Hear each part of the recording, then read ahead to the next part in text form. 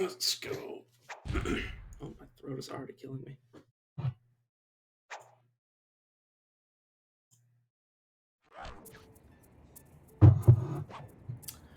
All right.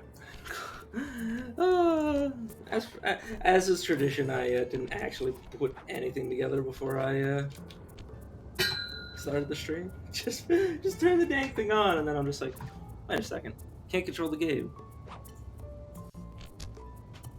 Give me a second just to. Ooh, that is loud. Oh yeah, my favorite. Well, as a kid it was scary, but like the thematically the best area. Give me a second just to make sure everything is open and closed.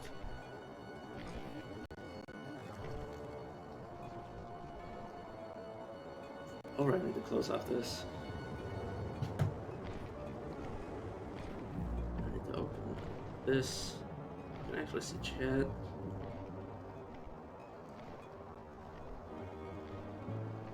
There we go. Go to this notification over here.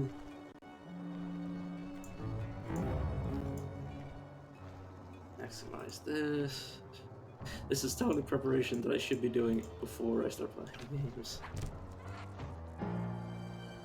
But what can you do? Alright, we're back. Just Bentley, nobody else. Yeah, all ghost trains. Now, where does the game want me to go? Oh god, I forgot how scary this game is. Or not this game, but this area is Bentley. Because like you're really not a fighter as Bentley.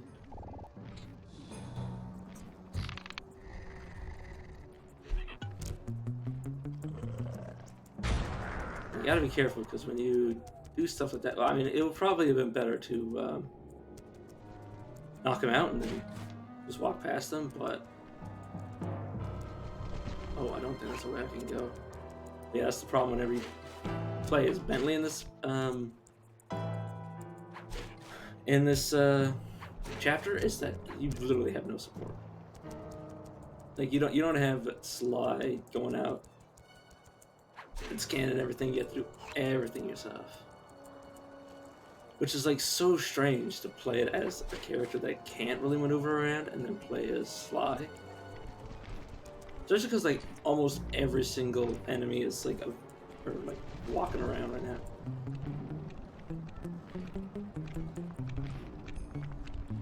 Sorry if the game seems like it's lagging, but as you can tell, this game looks pretty involved. Oh god. Oh god. Oh yeah, these enemies. Oh god, yeah, this area's.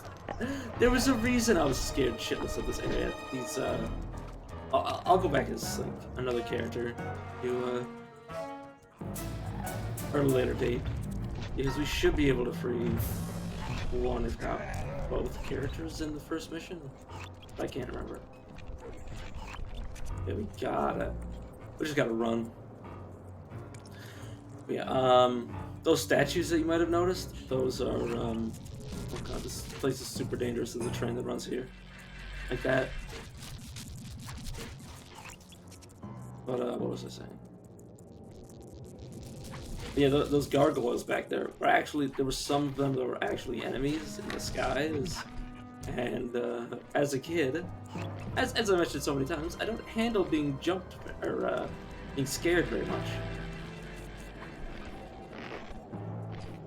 Yeah, the thing is that Bentley can't even really utilize those like I can.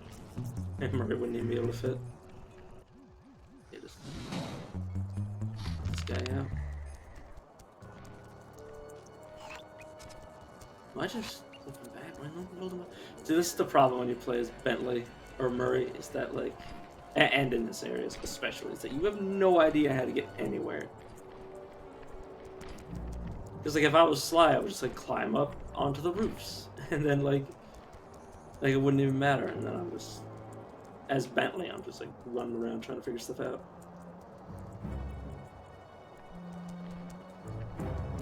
Give me a second. I just need to get my phone.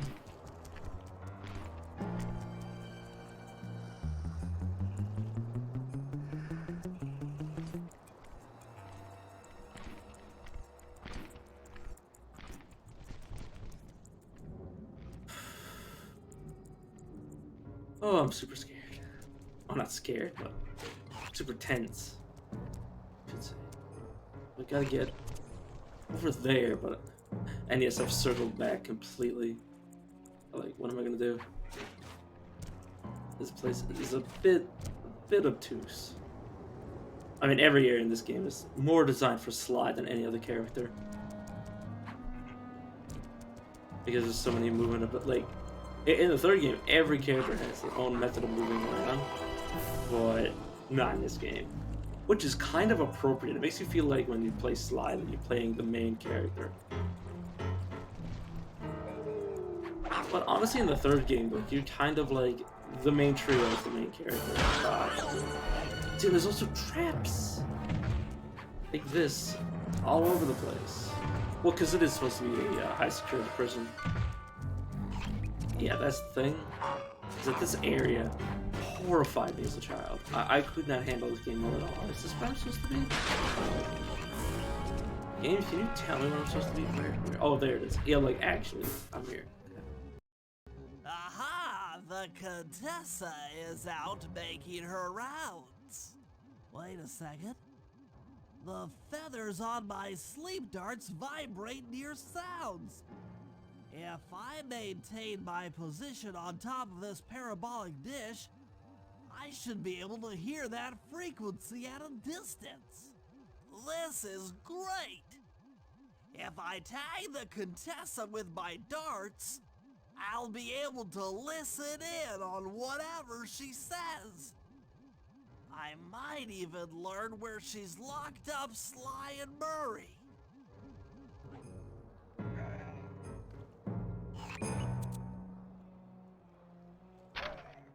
Yeah, it also really doesn't help that the Contessa is just a massive spider. And as a kid, spiders bothered The me Clodagh regardless is falling of size. apart. Spice shipments have all but stopped. Hurrah. I never would have joined if I'd known it would be this easy to disrupt the plan. At least the Cooper gang is under lock and key. Their lopsided morality flies in the face of man's inherent selfishness.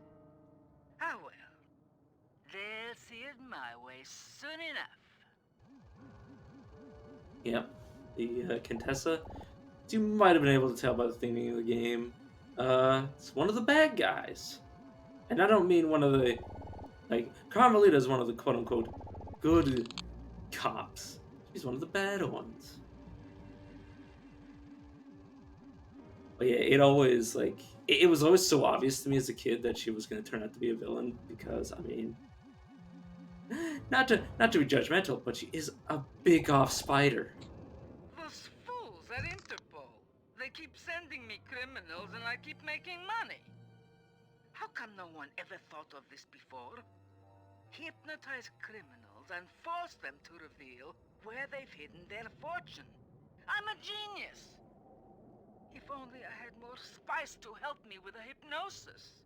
Yeah, apparently the madness spice can be used for hypnosis. Yeah, this game is. But yeah, as you probably tell, the Contessa. That blasted Cooper gang. The fat one. What's his name? Murray. Yes, Murray. He'll be the first to break. I should spend a few sessions probing that feeble mind. I can only imagine the wealth that gang has accumulated over the years. We can't have accumulated that much wealth, considering the fact that we needed to trade a gem. That's like Cooper. Such a complex and rebellious mind. A month or two in the hole should break his spirit. Let him squat there week after week.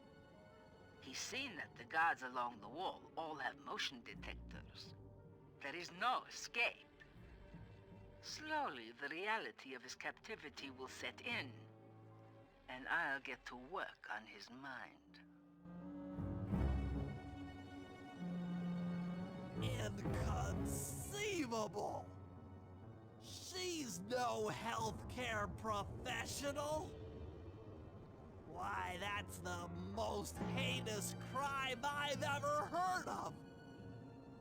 Putting inmates into hypnosis so they'll tell her where they've stashed their loot. It dishonors both law enforcement and thieves at the same time.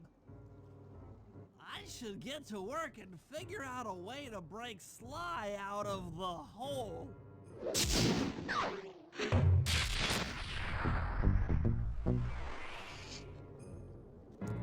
But yeah, that is totally like really messed up.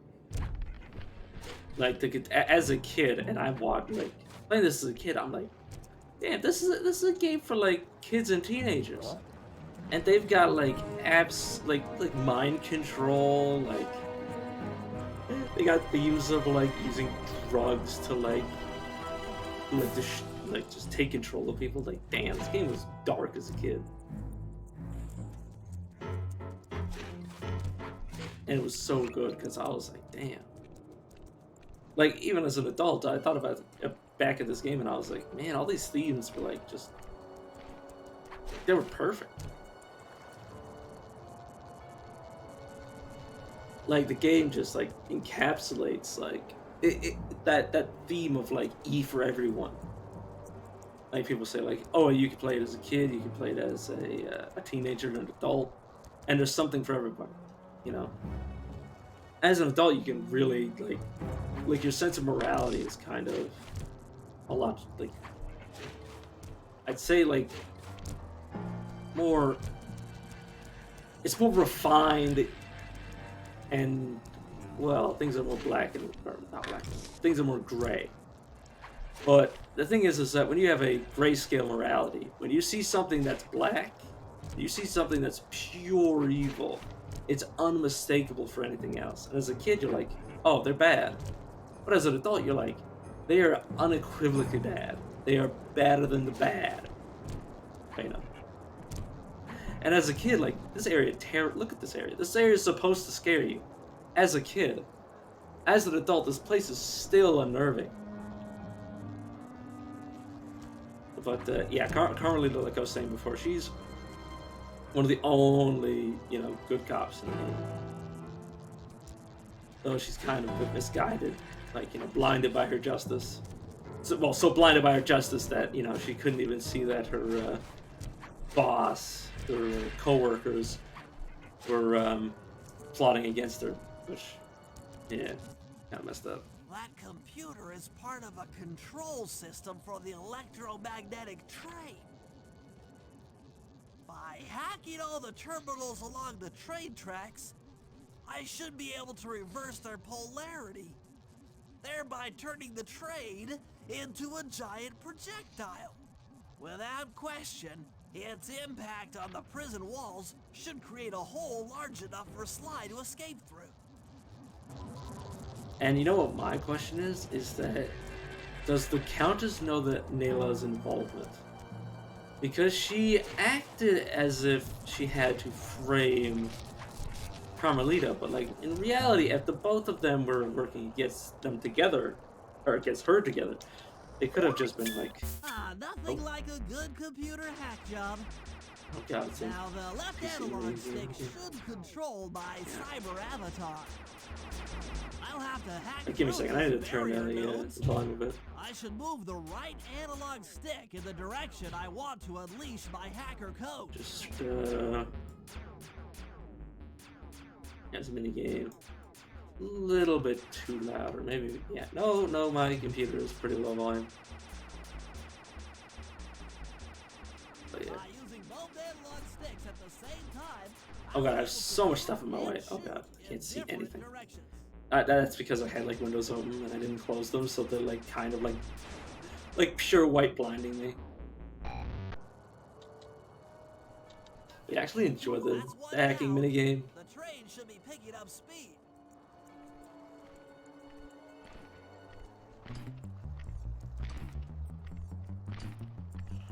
Like if he doesn't have anything in his pockets yet.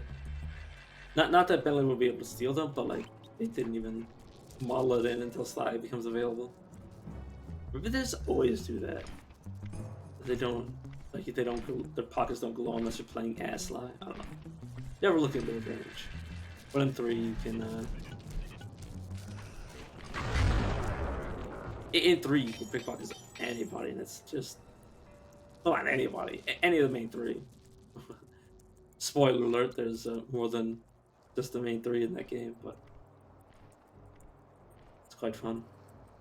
I mean, the thing is, you played as Carmelita in the. Or no, yeah, you played Carmelita. And Sly 1 protecting Sly, so he got his cane back. So it's not like the first time. It might actually be segments where he plays other people in this game. Has it already happened? If it has, I can't remember that. Well, I mean, you play as like the robots and stuff. Or is the hacking avatar. So it's not exactly without President. But like as a kid, I was, oh god. As a kid, I was always like, man, if hacking was this easy in real life, I'd be a master hacker because it would just be playing It would just be playing video games to like, you know, hack into stuff. It's like that's right up my alley. I'd be a master hacker. It's like, nah. Pretty sure if you made the infrastructure for that hacking minigame to be like a real hacking thing, it would just it would just be like you being obtuse with yourself, because it would serve no real purpose.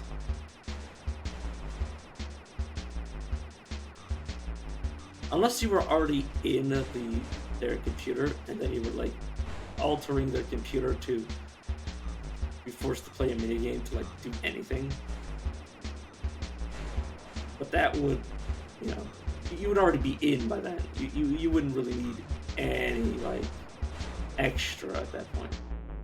Those things spawn endlessly, by the way, and I don't think there's health pickup, so there's no point of fighting them aside from just staying alive. 50%.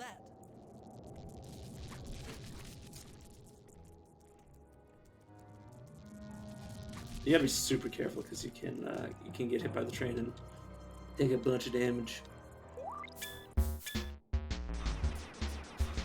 Yeah, so as the title would suggest. Oh god, I misspelled the title. Whoopsie daisy. But oh god, yeah, you gotta be careful. You don't get flanked. Yeah, as the title suggests, I'm gonna be playing Caves of Cut after this, and then while I'm playing Caves of Cut, I'm gonna be watching my my buddy play D&D.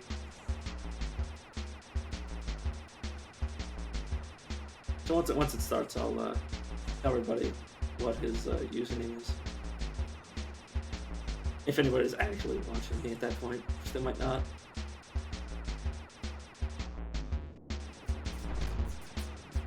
But I'll be listening to him with my headphones, so I won't actually be able to hear Caves of Cut, but nah. Okay, I can just bravely run away. Oh, I got him in one shot. Just 2 more terminals.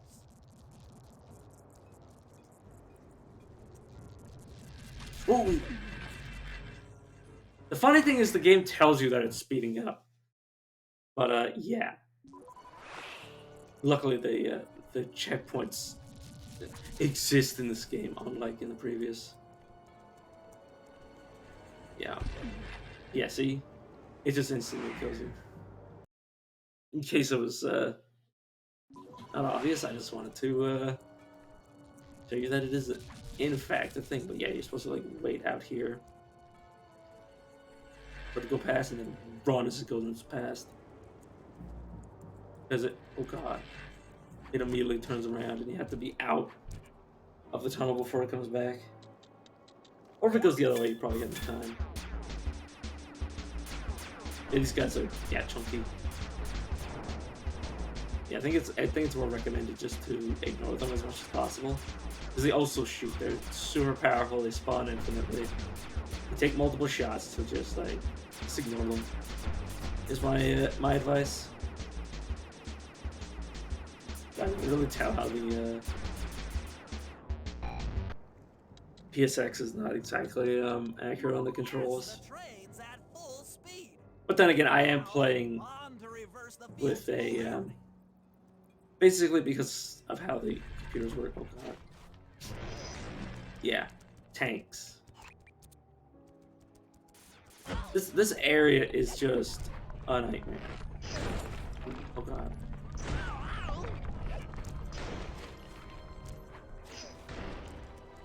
Luckily they don't home. Oh god. Well, that shot. I wouldn't say homed, but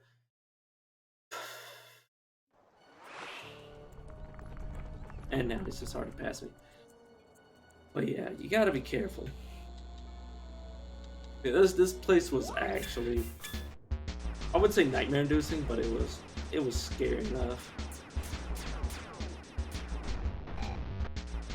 We both had to enter two of those side areas or like little alcoves to enter or well, open those little gates, and then you had to destroy these things while also fighting off all of them. It was pretty involved, but I'm a pretty good multitasker. At least in the game that I understand. Trajectory.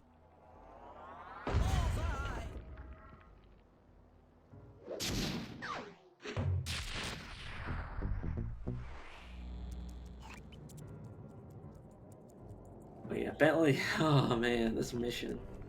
It's just so satisfying.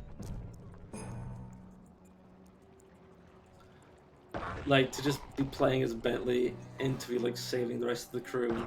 Like you really feel like you're attached to Bentley in the first game. Like you feel like you're joined at the hip during this mission. All the guards along the prison wall are outfitted with a motion tracking device. There's no way for Sly to escape. Unless I take those guys out with my RC chopper.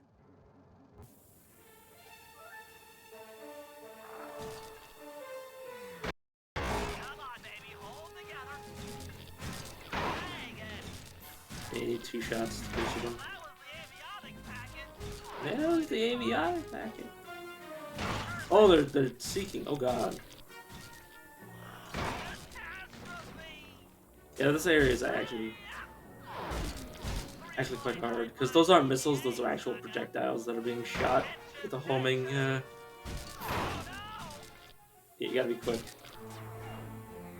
This mission has a time limit essentially, which is but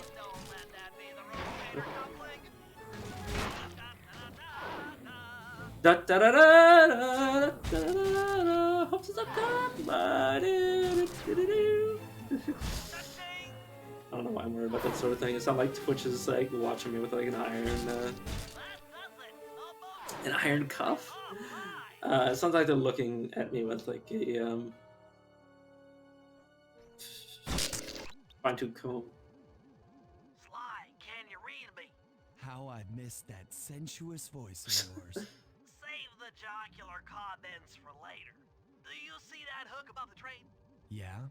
It's your only means of escape. Jump and hit the circle button to grab hold. Then swing on to the back of the train. I've already established a safe house and downloaded its GPS coordinates into your binocucom. Why did they leave us with all of our stuff? Wow, you've really thought of everything. Don't I always? Yeah, you do. Thanks for busting me out. Oh, well, you know the old saying, if you can't count on a friend to bust you out of jail, what kind of a friend are they? Truer words were never said, wizard. But yeah, that's the thing is that like you either had to love Bentley in this mission or you're gonna have an awful experience. Or in this this chapter, because you know the first like 3 missions are you know joined at the hip with them. Which personally, it always made me love Bentley at this area. This like being the kind of like cautious, like genius turtle, and being forced to like experience all this stuff. Like, well, it's like scary. You're slow, and just the area is hell. You know, really bonds you to them. Okay, here's the situation. I've done some deep database crunching and figured out that Murray is doing time in cell block D. Getting him out is going to be tough. As you know, he's not very light on his feet. First, we'll need to get Murray into an isolation cell away from the other inmates. Second, I'll need you to get a sample of the Contessa's encryption algorithm. Don't worry, I'll explain later. Third, you'll need to pickpocket a few keys from the Contessa, but watch out for her pack of bodyguards. And fourth, you'll have to deactivate her giant attack robot. No, really, Yes, of course she Sly, has I'm one. serious. The Contessa has a giant attack robot. It just looks like a water tower. Now, once you've pulled off all these jobs, we'll be ready to make a play for the big guy. I love how the game has to like backtrack and be like, yes, she has a giant attack robot. Yes, it looks like a water tower. Atlas strength. You can jump while carrying somebody. You don't have enough coins to buy this item. Oh, sad. Juggernaut throw. Okay, yeah. Yeah. Passive ability. Always good. Alarm clock. Confuse your enemies with the distracting alarm clock. Okay, now that we have Murray back, let's go back to the job menu and finish up the last area. Which, yeah, I think Murray will be back, but just ignore that he's back. Wouldn't that be so cute? Wouldn't that be so adorable if they designed it so you wouldn't be able to play as the other characters if you went back in time? Yeah, that's essentially what it is, time traveling. Yeah, I have 7 left. Let's clean up this area. I would like to see all the powers. I glitched the game back when I was a little kid, which caused all the power-ups to sort of like fade in and out of existence. Don't ask how. Don't ask how it worked because like it just sort of existed, and I don't know. There's like a 50-50 chance that I got a power that was in the game, wasn't supposed to be like a cut content sort of thing, but the code was still in the game. I can't remember what it was, but some of the items, like there were more items I had unlocked than were at least appeared to be unlockable. Like if you counted every single password or each vault that you unlocked and every ability that you unlocked, I'm like, that's one too many, I think. And I was like, oh yeah, it's like glitchy as hell. I can't remember what it did, but I'm pretty sure it was just absolute glitch fast whenever I used it. Yeah. As a kid, like I mentioned before, as a kid, I wanted to replay missions. So the only way you could replay any mission was by basically glitching the game so you could replay mission. Which there was only one internet to do that, which was in the Canada arc, or the Canada map chapter. The ones that the chapters set in Canada. See, we went back in time before we flooded this area and did all that.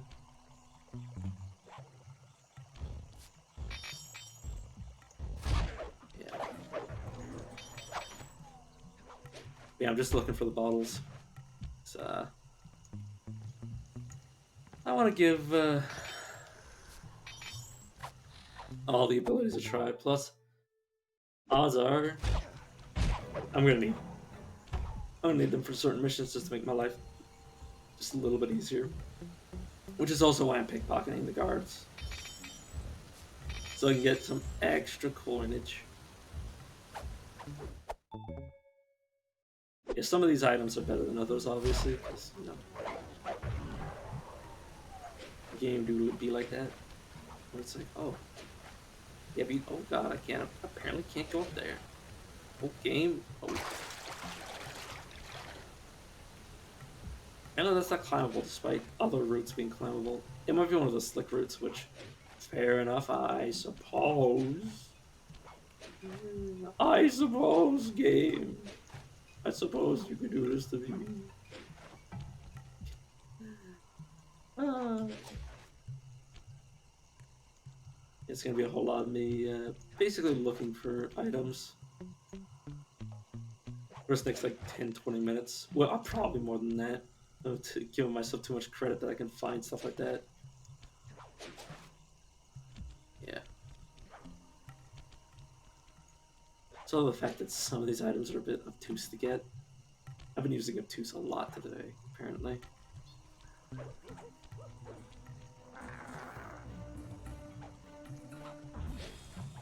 Yeah. Oh, this is That's funny because of.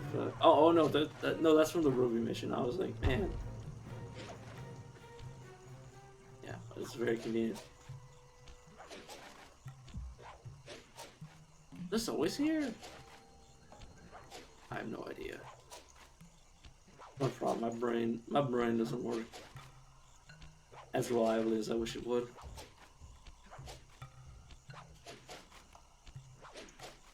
That's not news. Or if it is news, it's old news.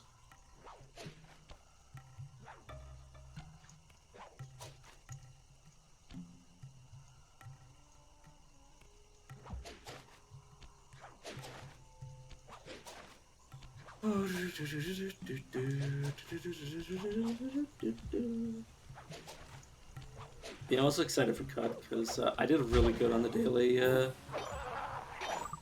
yesterday, which, you know, I have to raise my self-esteem a little. Because I was like, oh, this guy, there's another guy who streams this that got like a third of the points that I got. And I'm like, bruh, just don't die, forehead. No, man. I was really sad when I lost that run due to me just being stupid. It's not even that I was stupid, it's that I would have died like that anyways because I wasn't attentive. But yeah, Fickle Guild, spending spores, got me killed. Spoilers if you somehow both want to watch this game and the Caves of Cud. But, you know, what can you do?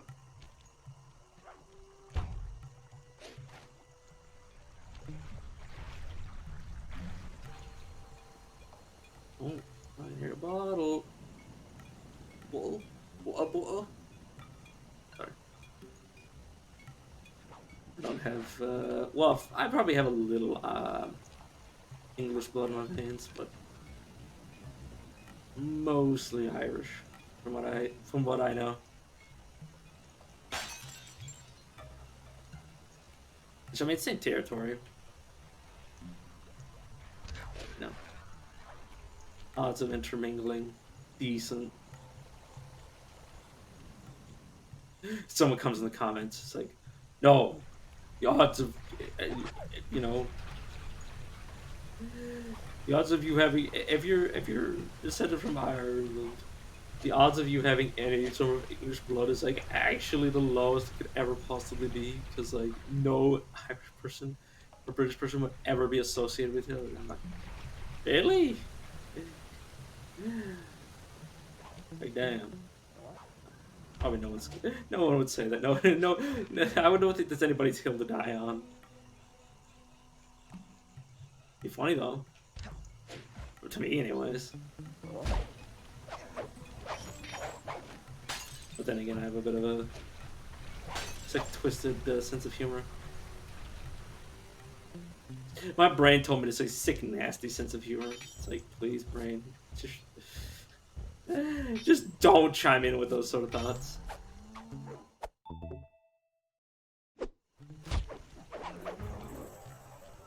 Oh yeah.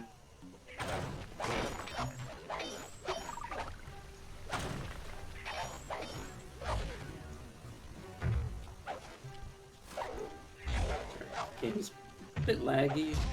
Oh god, damn you!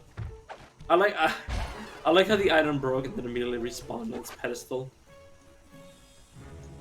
Yeah, that should maybe be. Well, I wouldn't say enough money because like, hot dad, diggity dog, we need more.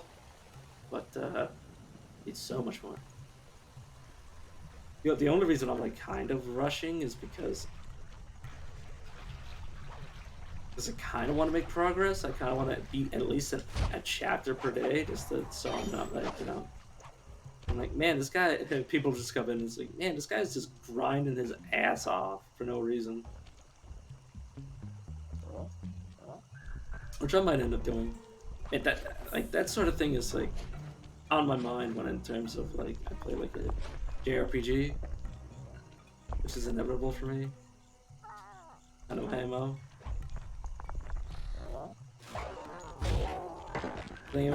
Well, any form of RPG really.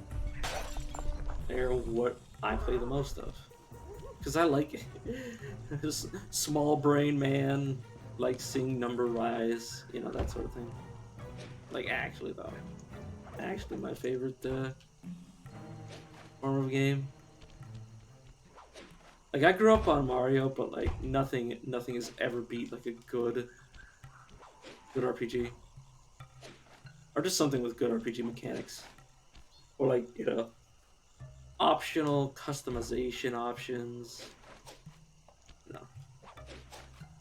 There's no such thing as customization when you're kind of forced to do it mission to mission. That's not customization, that's optimization. Very different. Don't know about you, but that's my opinion on that. I've never enjoyed forced optimization in games. It's like you should missions should be designed that you can beat them no matter what your well, not within reason. Like you shouldn't have to like force yourself to specifically build against certain things, and like have whether or not you can beat the game dependent on whether or not you were prepared for like a single like type of enemy over anything else. Like you should be able to make a build that's like generally good against both things. But you know, there's also games where you're like, you know, you do that little bit of optimization. Like in Monster Hunter. Monster Hunter is a great example of like you can really build whatever the hell you want, but it's probably smart to get a weapon that actually works against the thing that you're fighting, because otherwise you're not going to do much.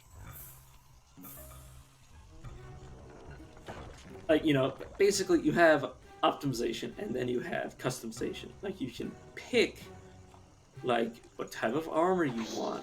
Are you like physically dodging the elemental attacks and then, you know, worried about the physical attacks or vice versa? Or are you know, geared towards, you know, doing damage? You know, there's customization and optimization. And I like when both are in sync. You know, and you combine both within reason, they're perfect. God, the first Monster Hunter game I ever played was World, because it was on the consoles I played it. Well, basically it was on PS4 and PC, which was like, you know, I mean, I haven't played the Nintendo consoles since like the DS, because I was kind of fed up with I was kind of fed up that they were just like, you know, that they were going way too handheld, and I'm like, my dude, why would I need a handheld? I never leave my room. It's like in every corner of my room there is some sort of, you know, like physical thing to hold. Well, not hold me, but like I have like when the world when I need a system that can be like is so compact that it can be used in your hands. Like I would much rather something, you know, actually optimized to play games, not optimized to fit your pocket. Come on, man. That's not what I'm here for. I'm here to sit down and relax, get comfortable in my bed, you know, relax and play video game. Not to like, you know, do it on the toilet. Not to go outside and walk around. Like, if I'm doing something, I don't want to be doing something else at the same time. Like I like to focus on the thing I actually want to do. If I'm going for a walk, like the only thing I'm gonna be doing is like well physically, the only thing I'm gonna be doing is walking. And like I might listen to music. Like usually I need okay, this is going like deep into my psyche, but basically I need my body be distracted, and then I need my brain to be distracted. I need both to keep myself occupied. Like, if you have one but not the other, it's bad, because then the other one wanders, and you're like, what do you mean wanders? What you might ask. You might be like, well, don't just leave us not telling us what you mean by wanders. But what I mean by wander is like I will physically wander, like my body will consciously desire to wander around. Like if I'm sitting here, like my hands are physically distracted, and my mind is physically distracted because I actually have to think about what I'm doing, and also talking. But if I was just talking and standing still, like, uh, it would just be like a non-starter. Like it would just be an untenable situation. You know, if you're like, what do you mean by mind wander then? Because like obviously, you know, ADHD, you want to physically move around, like you're, you know, jittery when you sit still for too long. Oh, it actually shows up on as a marker when you have them off. That's nice. That's a nice feature. You know, I'd be like, okay, what do you mean by what mind wander? It's like I literally mean my mind would wander. Like, and as someone who suffers from depression frequently, mind wander is bad. Like, I mean, like super bad. Like anybody who's experienced depression, you're like, oh yeah, you don't want your mind to wander there, and that's where it goes. And that's not the only place it wanders anywhere. Like, thing is, the mind is a powerful machine, and you really don't want that thing to be unleashed. And I mean, you guys have heard me like say stuff like, "Oh yeah, my brain told me to tell me this," so like this is like what came through my head. Sanskrit, or this last code would have been impossible. Try 386.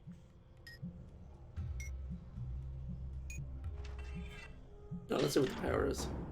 Electrified cane, voltage attack. So yeah.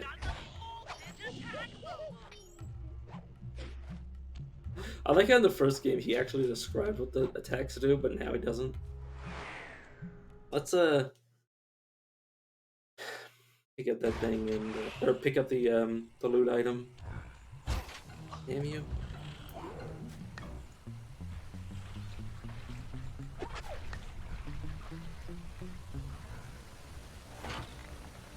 Careful. Yeah, I'm glad this game doesn't have the homing attack. Well, for the most part, it doesn't have the homing attack in the first game, because that was always obnoxious. It was like, these enemies are stealth only. But these enemies, you could fight one of the rhinos face to face, and it wouldn't be too bad.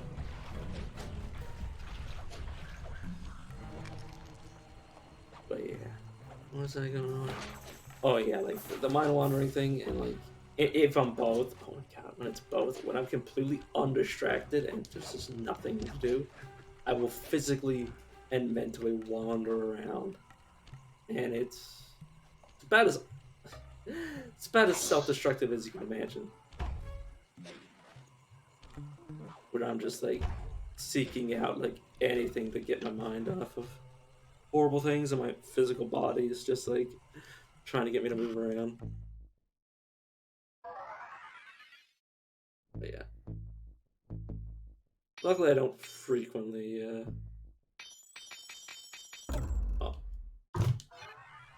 that's the main reason I always talk about like getting a job is gonna be hell, because I'm gonna have to put up with like my mind and my body. Like something's gonna be on uninvested or uninterested in whatever's going on. Like that's the thing. That my ADHD only have like really comes into play when I'm actually like, I'm not often distractible.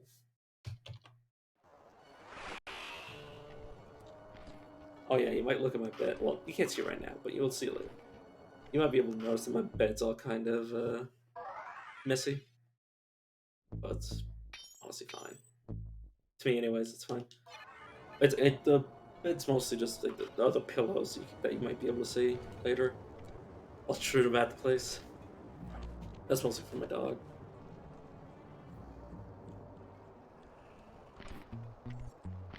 Yeah.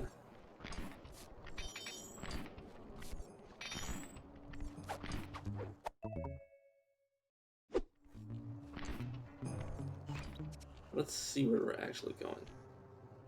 God, they're all side missions. Well, to be fair, we did have 3 back-to-back Bentley missions.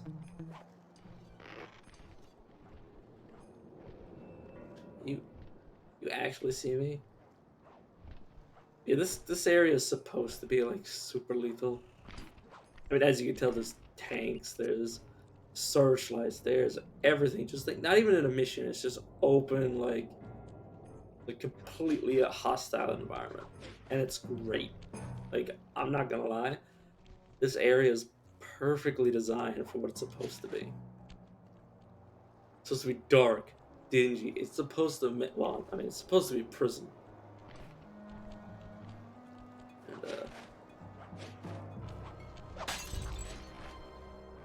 And it perfectly encapsulates a place that you never want to end up, which is what a prison is. A place you never want to be, regardless of profession, and regardless if you deserve there to be there or not. You just want to be here. Okay, yeah, you gotta be careful. Some of these things. You want to smack them one after the other like this. If they come to life, they'll be, well, it'll be too late for them. They won't be able to aggro.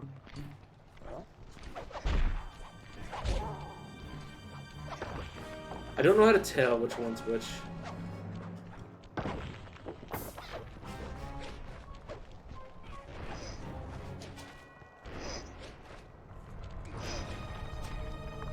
Gotta be super careful with these things. But what's he? Oh god, I forgot they had that ability. You can't stand on top of them because they have a shock field. God. So I was like, haha, look how smart I am. Oh god. Oh no. Oh, it's that meme that I'm a genius. Oh no. I think it's like a Gundam mech anime type dealio, which might not necessarily be like. Well, it might be a mech anime that isn't Gundam, or a Gundam anime that isn't mech, which would be weird. But like, I mean, they can do whatever they want. Yeah, all these missions are sly, which, to be fair, the final heist is from Murray, and you've already played as Bentley quite a bit. Well, I already said that, but I'm just repeating myself.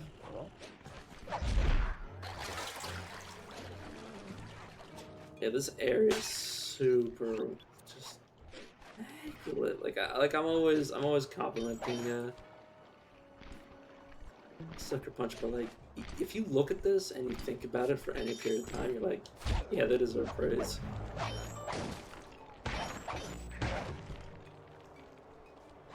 They deserve praise. And it's like people are talking about like Dark Souls remakes, and I'm just like, Demon Souls remakes, and I'm like, what about this? What about remaking this, making it better? Or not making it better, but like updating it. I'll need to cut the connection to Free Murray. Sounds like a plan. What do you need me for? As you know, the bridge is heavily guarded. I hear you. You'd like a little protection while you place the bombs. That's correct. Love to help out, but there's nowhere to hide on the bridge. We're totally exposed. That's true. To fool the guards, you'll need to break those statues and take their place. I pose like a statue, the guards walk on by, then pow! I hit them from behind. You're a genius. That's also correct.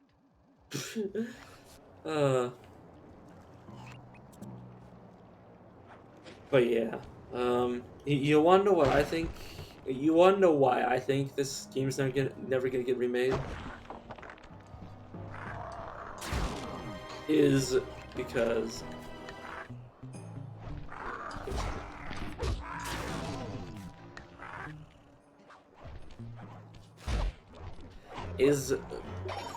just simply because, and no other reason, I'm done here. because Follow me to the top of the bridge.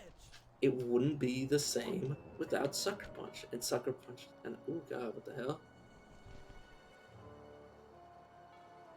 What the hell have you done to me, PC? I don't know if you guys could tell, but like literally like 25 pop-ups just popped up on my screen, and it was all like like Windows UI shit. I don't know what it's from, but what it all came from. But yeah.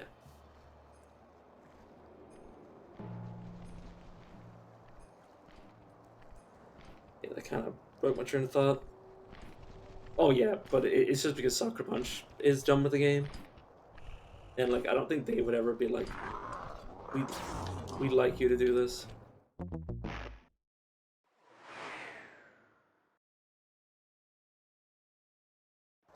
But yeah, I don't think they'd ever let somebody else put their hands on their precious game.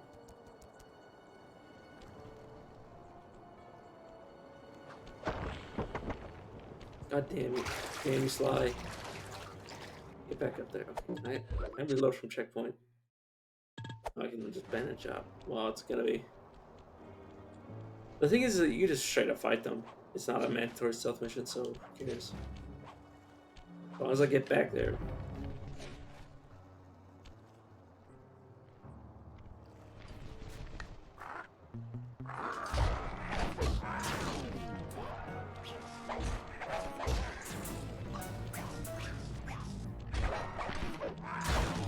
Damn you.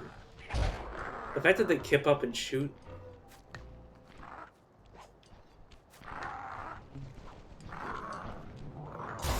Damn you. Did they kip up and shoot like that? What the hell? That's actually like B to the S to the shit.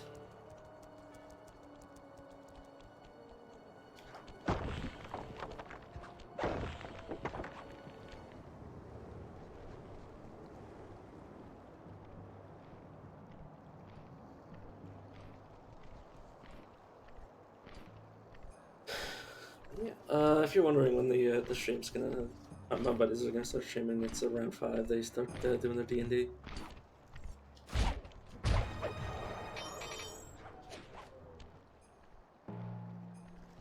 I kind of hate. I hate the waiting. Waiting kills me in real life. It's like I'd rather just do.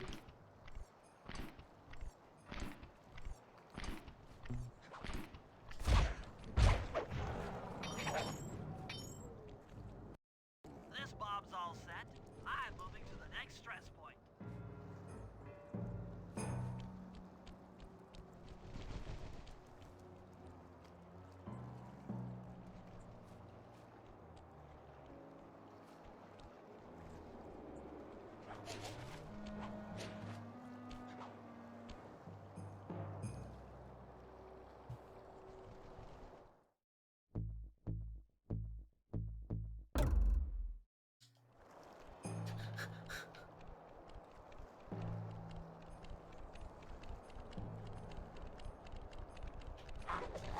Yeah, let's straight up fight him.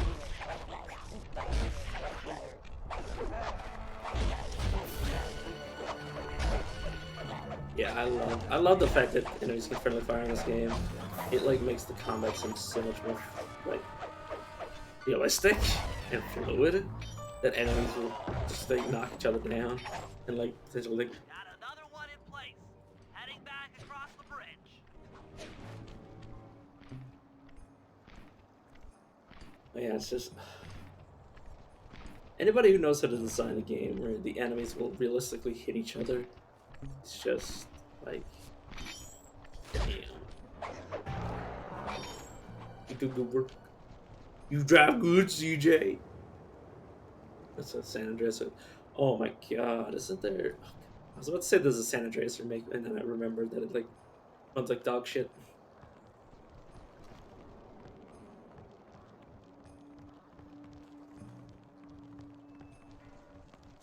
So wasn't San Andreas on PC? Oh, Vice City was definitely on PC. I don't know what I remember. But I might actually be able to find the original. Well, I mean, I'll be able to find my original Vice City PC game.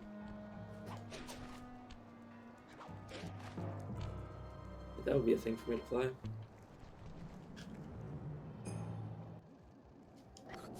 God, it's the damn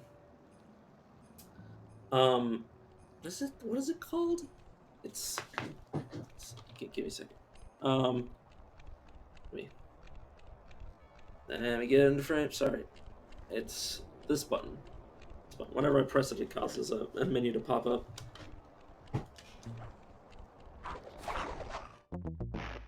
Oh. Yeah, why do I even sneak when I can just ram them with my supple Cooper body to work? It's super weird for me to say, but you know what? How weird could it be if I said it? If it was too weird to say, then I wouldn't have said it, would I?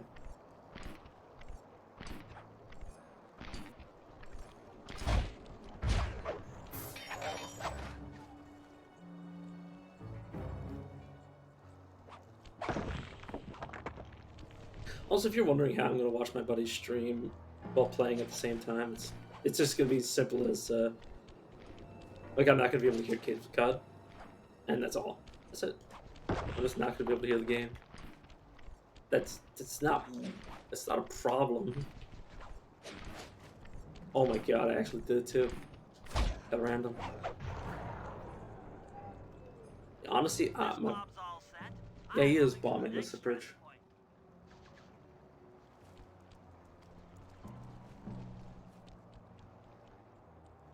Yeah, I like how Bentley's so weak that like he literally can't take like a single hit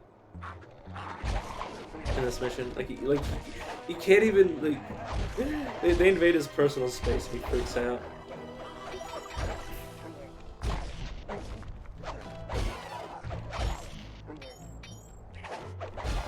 I like how they can't even hit me. That's kind of lame. Oh god. I like how they sprint to catch up to Bentley and he's just already gone. Oh no, he saw me.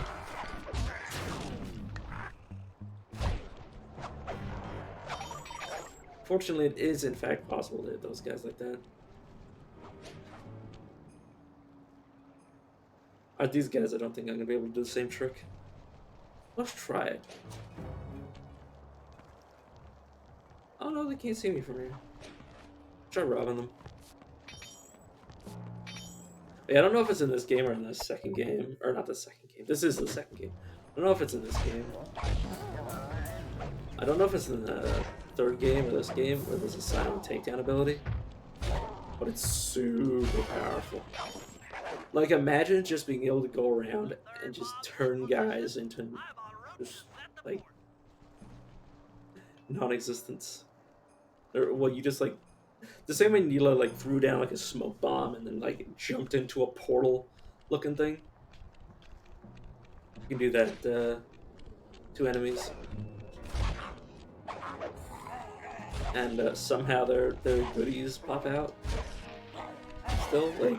You basically send the enemies to like the Shadow Realm from Yu-Gi-Oh. Also, I always loved that. Like, I always loved how like little I remember about that show, except for the Shadow Realm stuff, because it's brought up so much and it's never really detailed much. Like I think there's like like 90% of the show is people talking about I'm gonna send you to the Shadow Realm. Well, I'm gonna send you to the Shadow Realm. This duel, whoever loses this duel is sent to the Shadow Realm. And it's all just like it's like 10% describing what the Shadow Realm actually is, and 90% just talking about sending people to there.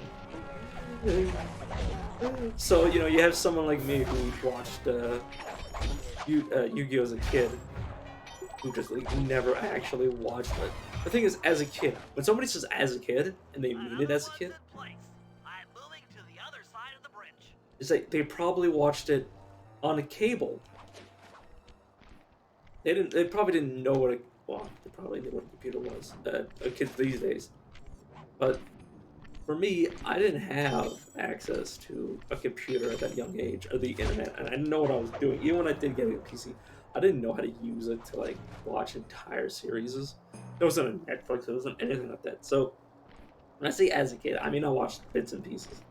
So 90% of the time, like, whatever episode there was an explanation, or where there must have been an explanation for the Shadow Realm, it was never there.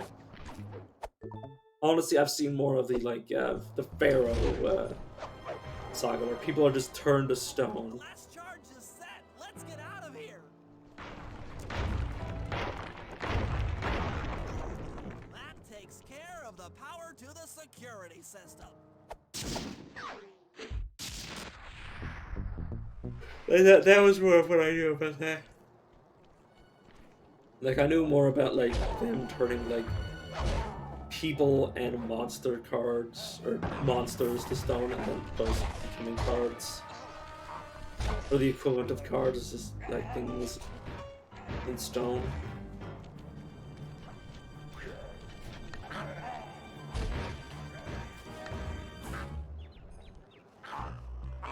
Okay, so we can't do that outside of a mission apparently. Or maybe it's that second. Let's get these guys going. Oh come on, man! That should be a constant thing. So honestly, it was kind of ridiculous that it was a thing. The fact you can't jump on these things. Can you jump on them if they don't see you? Yeah, you can. But they're very likely to see you or to shake you off.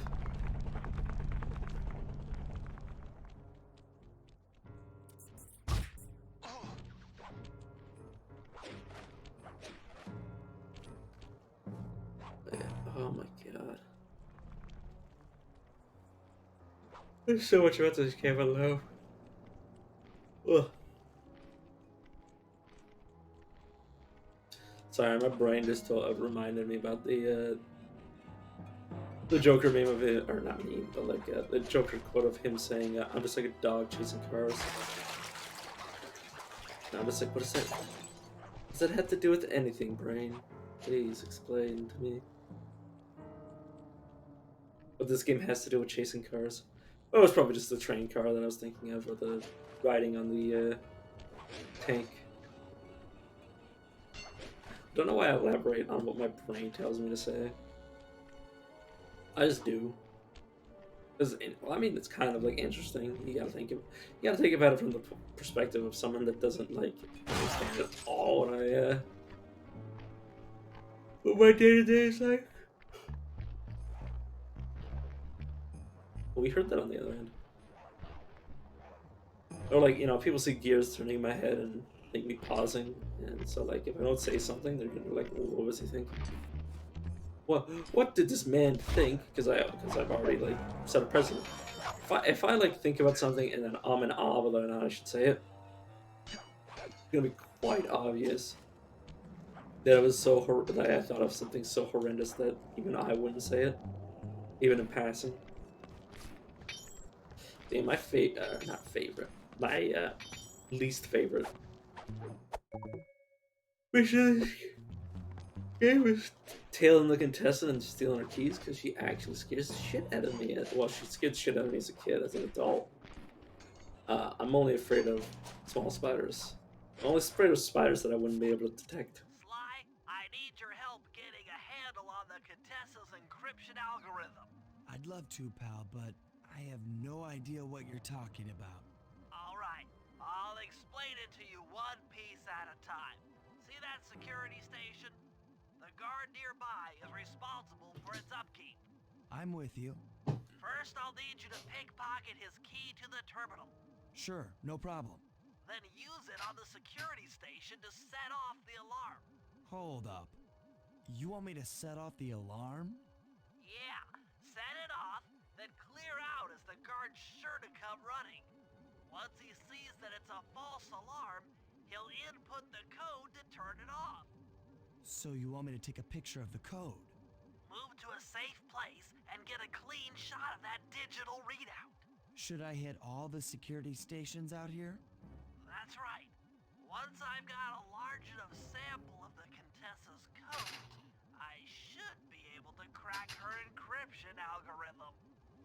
Now, see, you lost me again. Just take the pictures. I'll handle the rest. But Bentley is so patient. He's like, "Yes, I know you don't know what you're doing. Just do it anyways, dude."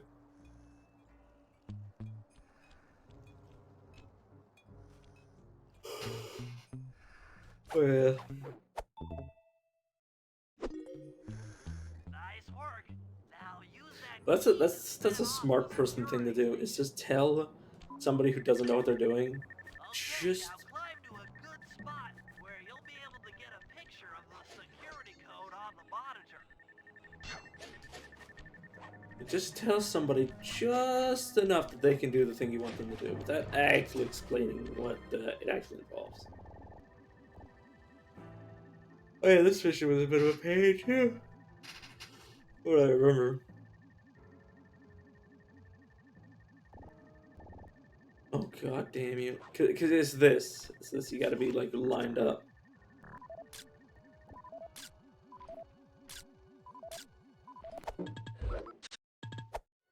You have to line it up kind of beforehand. Okay,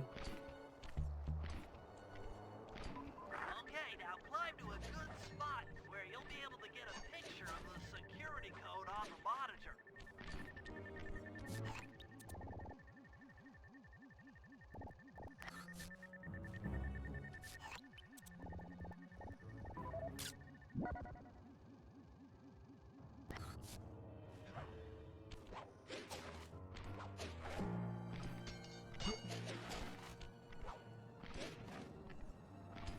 Hope I didn't make it.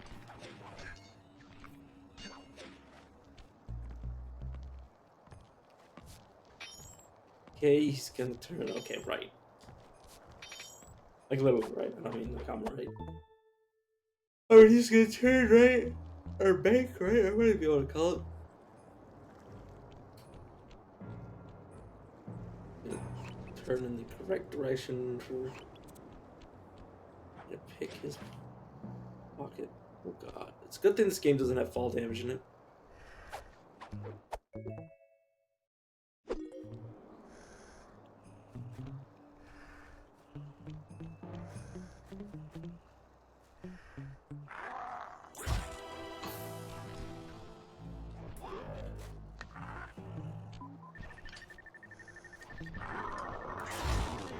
Okay, just oh god, oh god, oh god. Run, run, run, run, run, run, run.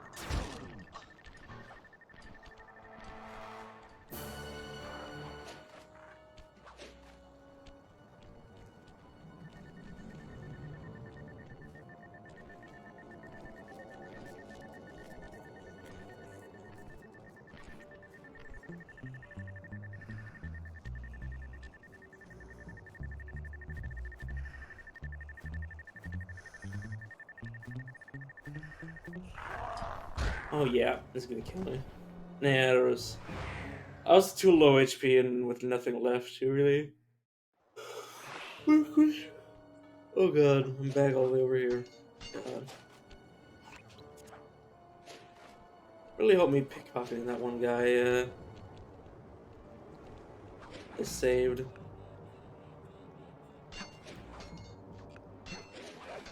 Dang it, come on, get on the top of the thing. Yeah. I'm honestly glad they reused the bottle thing, because they were like, we can do this better, and then they did it better. And they were like, yeah, we did this thing to completion. We don't. We already showed we knew what we were doing with the bottles this time.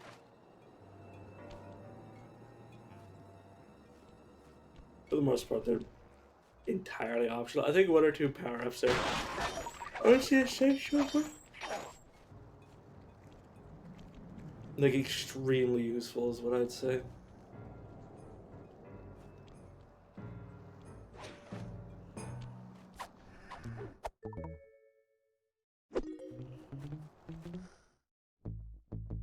But yeah, like, see this power-up right here? Really perfect.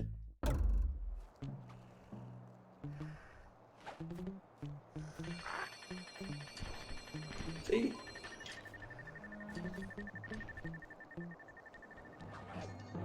Some of the powers are optional, and some of the well, okay, the powers that you can buy are almost essential.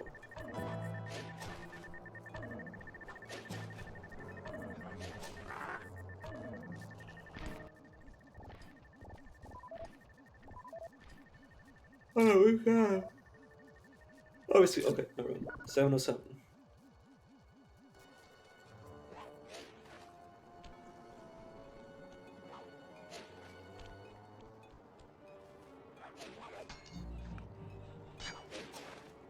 let's see if I were to do an encryption code, it would. Well, I'm not gonna say it, but like, basically, it would just be like absolutely like anarchy. I'll just be like, have fun trying to figure out this code. And the people trying to read it on the other end that are actually supposed to be able to understand it are just like, dude, like we looked at you, we looked at your like key for like how to decipher this, and we're like, we literally don't know what you gave us. Like, mission accomplished. Mission accomplished. we no one will ever know anything I tell anybody. Like, yeah, but we need this information. Like, yeah, well, you should have read the key. No one who shouldn't get this information will ever get this information. It's like, yeah, but what about the people that should? No one that should. No one that will ever. No one who's supposed to get this information will ever be able to read it. It's like, yeah, but you sent it to us and we can't read it. It's like, exactly. And then we're just like, you're an asshole, you know that? And I'm like, yes. Just like completely clown on somebody. Like, giving them something like indecipherable.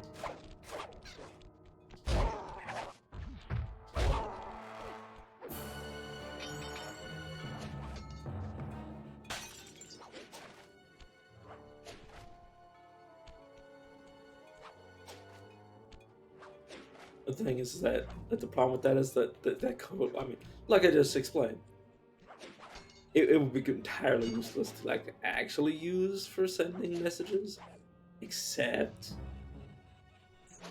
that I would basically just use it to. I would sort of like set up like an operation where I just sort of like it wouldn't be the code that was okay. Like I would basically have like a dummy. Maybe, yeah. I would do like a system where you had to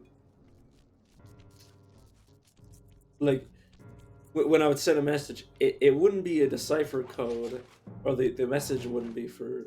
Basically, I would send them in like double lots, where you would need all the information to decipher it. But the thing is, you also wouldn't know that you were supposed to do it like that. So, like, imagine if you got 4 letters, 2 encryption keys, and 2 messages, and one encryption key goes to one and one doesn't go to the other, or like, you know, that sort of thing. Where like you'd have to you would have to have a full package. So, you know, if anybody stole one piece of information, they would be like, you know, you sent us this message, we have no idea what you meant. It's like, yeah, what's the point? It's like, yeah, but what is it supposed to mean? It's like, exactly. Don't worry about it. You figure it out. Oh, it's like, but we can't figure it out. It's like, exactly. Figure it out. Just like being entirely cryptic, and then they're just like, they probably throw out the key, and they're just like, oh, he sent us more messages. And it's like, we still can't decipher them. It's like, dude, your encryption is so random that we can't understand you. It's like, exactly. It's like we've used our like best like trained professionals, and like even if they tried to figure it out without the key, they still couldn't figure it out. Or like, you know, they travel to like through pattern recognition, which is a thing. Using pattern recognition to let's say the easiest way to decipher something is basically just brute force. Like, you don't need a clue to brute force something. Obviously, brute force requires more effort, more, you know, investment in time and stuff. But it's the way you would do it.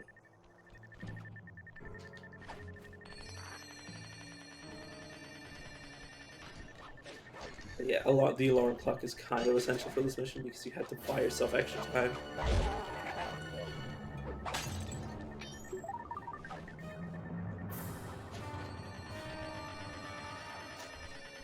So like, look how much. Okay, look how far I need to go before I can get to the specific spot that you're supposed to do this from.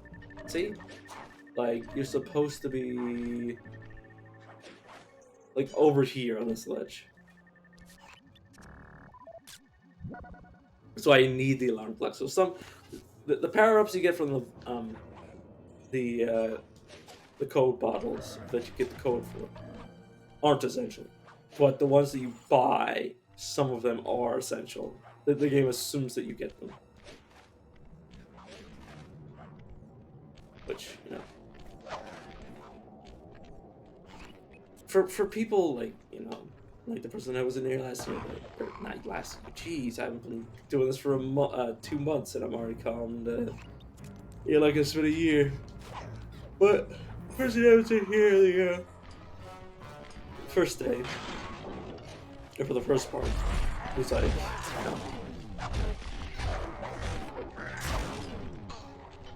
um,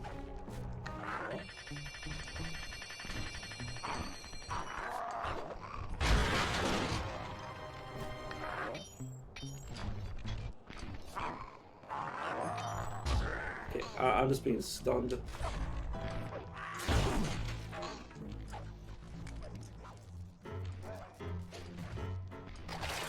Yeah, okay.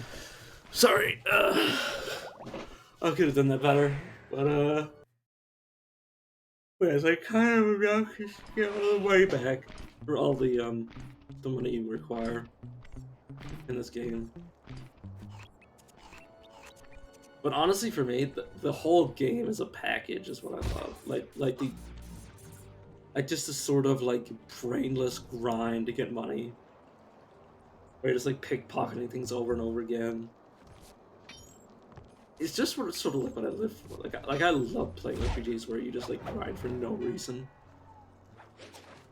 And some people might say like, oh, you shouldn't grind in RPGs that don't require the grind because then you're just like harming your own experience. But I'm just like, the grinding and just enjoying myself as numbers wise is part of my experience. That's I'm not there for the I'm not there for the challenge in RPGs for the most part. I'm just there for the experience, like the grind for experience, but like the experience of just like watching numbers go up.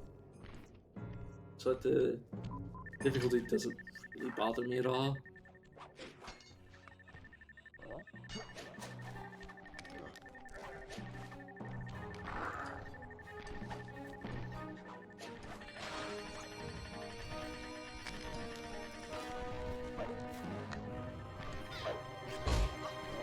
Oh, he saw me. Oh yeah, he's a bat. I'm not. Excuse me. Excuse me. Excuse me. Bats can echolocate, so you can't really blind a bat. What? You can deafen a bat. Oh no, they can be blinded. Blinded to the blind to the truth. You can't see the dark. Sorry, I'm pressing all the wrong buttons. I love whenever I sing, like I don't sing like seriously because I don't want people to be like, man, you're actually trying to sing. You're so bad. So I just try to sing poorly because like I wouldn't say I have a good singing voice. I have like a mediocre singing voice, which I would much rather never use my singing voice. Okay, that should be enough codes. Nice work, partner.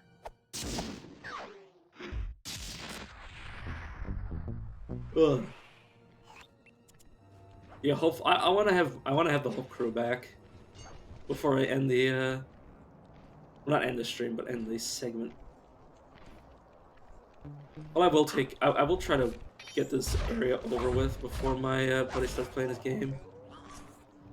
So I can take a break, eat, do all the important biological functions of the human body, maintain homeogenesis or homeostasis. Homeostasis. Basically, it means that like, your body is, in a good state. Like if your body's maintaining homeostasis, at least from what I remember, it means it has everything that it needs to survive. That's your main goal. That's your body's main goal, is to maintain. Is that the right word? Like, give me a second. Once we get at this mission, oh god, I love when enemies combo you in this game, and you're just like, damn. I didn't just get hit. I got shellacked. I got reamed. I just literally just got destroyed by this.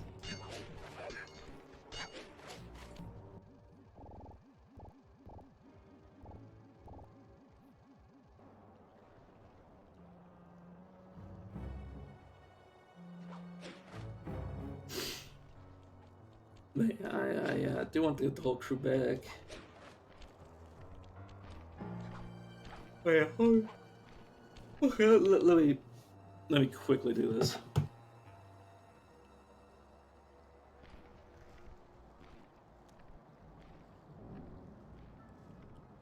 The tendency towards a relatively stable equilibrium between interdependent elements, especially as maintained as physiological processes. Yeah, so exactly what I described.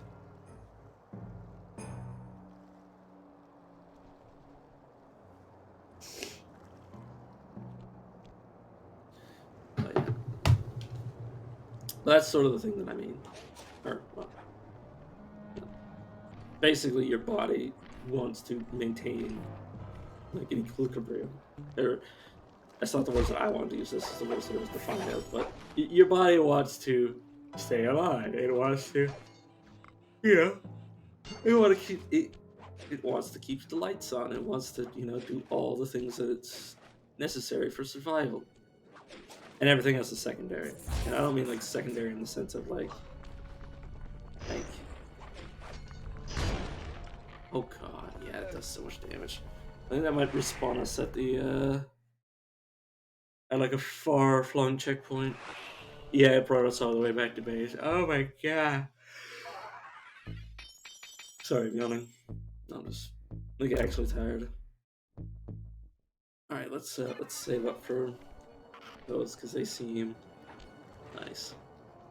That's a lot of money from now, but oh my god, this is 2 missions. I say 2 missions left. 2 missions doesn't take that long. Yeah, homeostasis is, just staying alive. Everything else is secondary.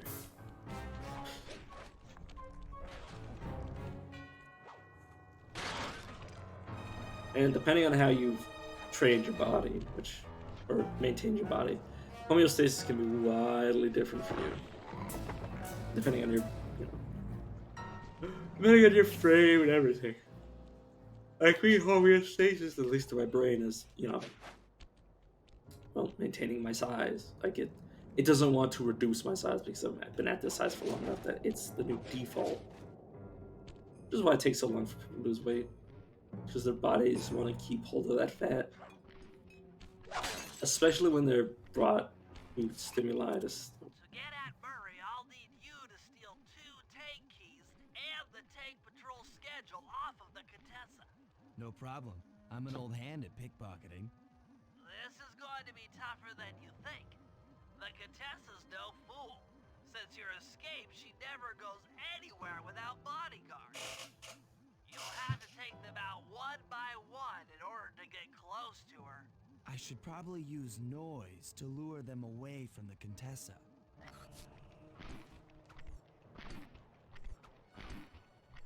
No sooner said than done. What? Come on.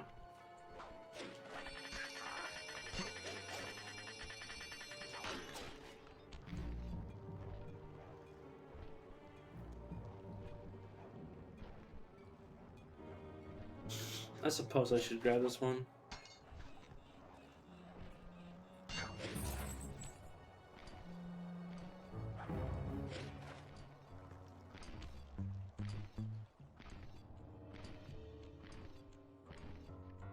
He's a fast one, Mr. Grinch. Sorry.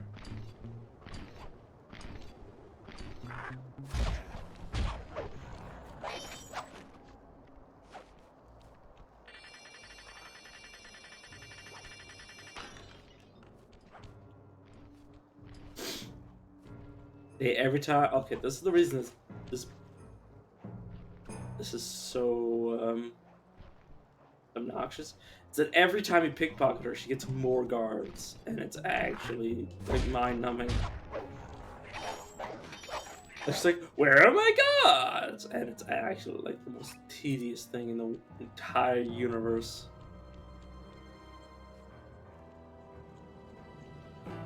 Doesn't help that if you accidentally rub her legs the wrong way, it's more than one. She has more than one set of legs. If you rub her legs like the wrong way, she'll like detect you, and then you'll lose. Who goes there? Huh? You see? Where are my gods?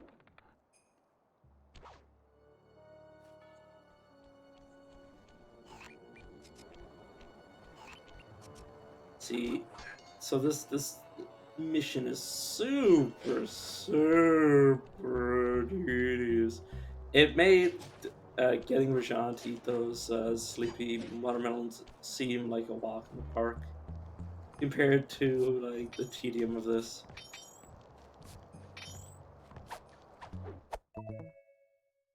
But like you can't expect the game to like be hit at every sort of segment, but it's so much consistent in the first game. Like holy. And then, I mean, there's definitely some tedious parts of the third game, but like honestly, at that point, you could have given me any Sly game and I would have eaten it up. As long as it was like by the people who did this game.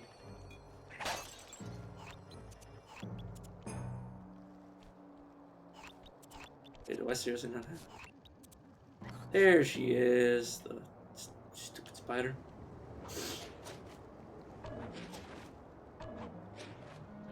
Oh.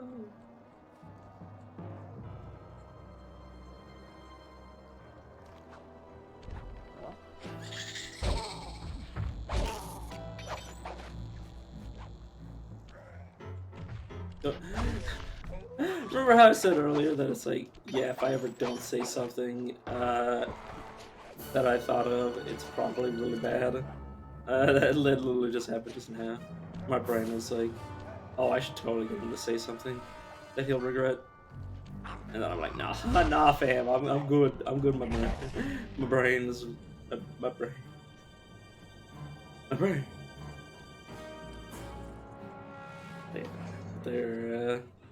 There's some like, well, it's not even that's a line to cross. It's that it was actually embarrassed the shit out of me to say it. It'll probably come eventually. It's just if I play games like this. Oh god.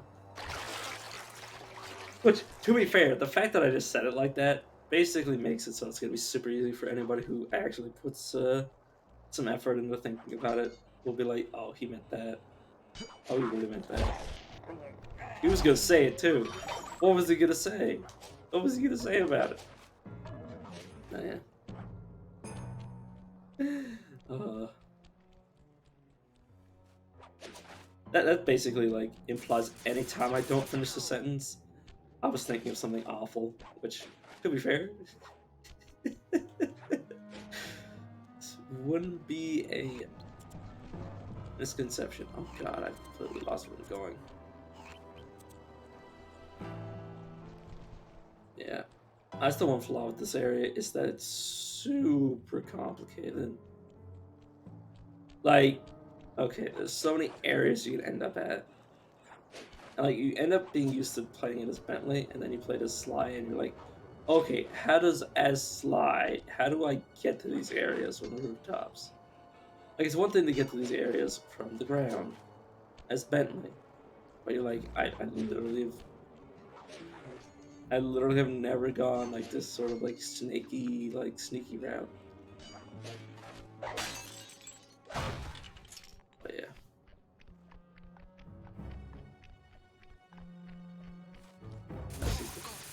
Game being obtuse.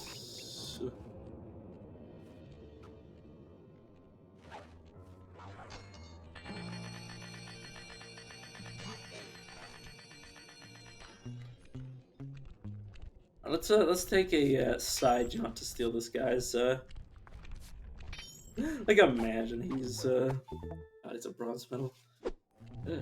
Uh, like imagine like stealing somebody's family treasure.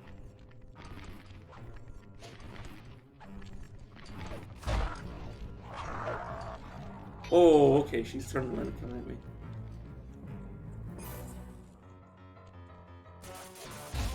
Oh god. Yeah, the Contessa's gonna see me, isn't she? No.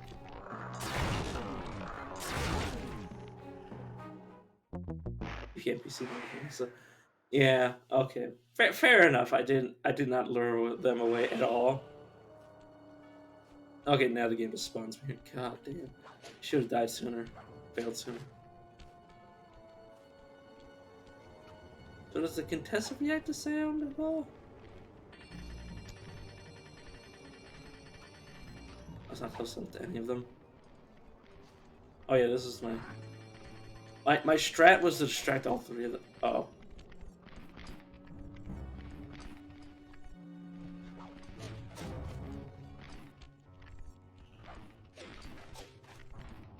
Basically, I had a plan for this sort of thing.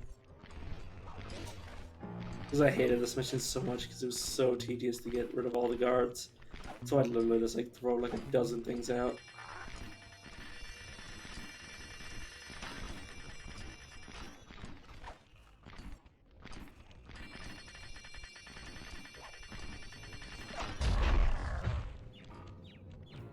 Oh, done. Oh god, yeah. Get out.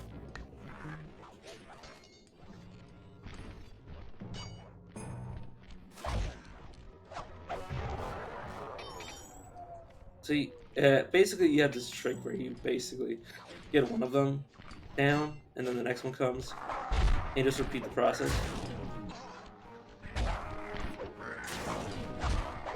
Oh god, get out! Oh god. Okay. See? It's not exactly refined, but it works. As well as it did as when I was a kid. Oh god. I didn't even realize I ran out of juice. That's my problem, is that I tried to click too fast and loose. Because I was very impatient as a child, which is why I was trying to do like that. It's actually possible if you do it just right. Let's test it. Do this. Oh, I think you could do it. I think, oh my god, speedrunners must do this all the time. They try to see if you can do stuff like this.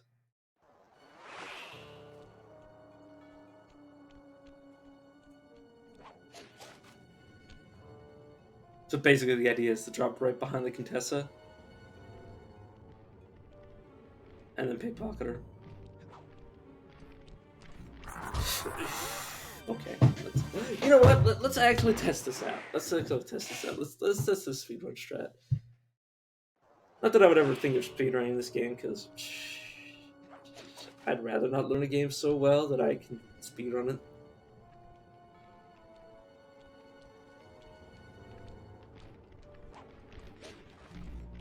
It's gotta be close enough. Oh my god, it works. Huh? Oh, they're gone again. They're not gone. They're right next to you, lady. I'll tell you what. Oh god, that is a speedrun strat and a half. Oh my god, I wish there was somebody in here to experience that with me. Oh my god, that was fucking hilarious. I'm just like, what if? What if you could? It would have been great if I did that on the first try, but honestly, the fact that it worked at all is a testament to just how different the two versions of me play games.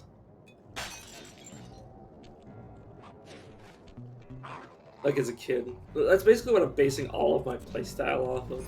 Is what did I do as a kid? How did I get to this as a kid? And basically, I did shit like that.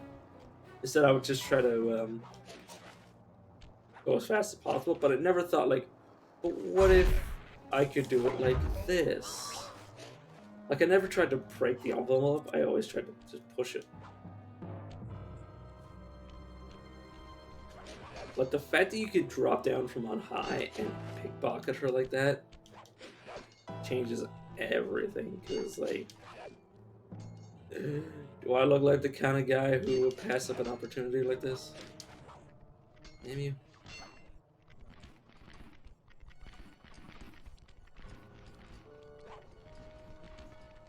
Okay, one more slick. Too slick to click! Yes! Fucking A, dude. Oh my god.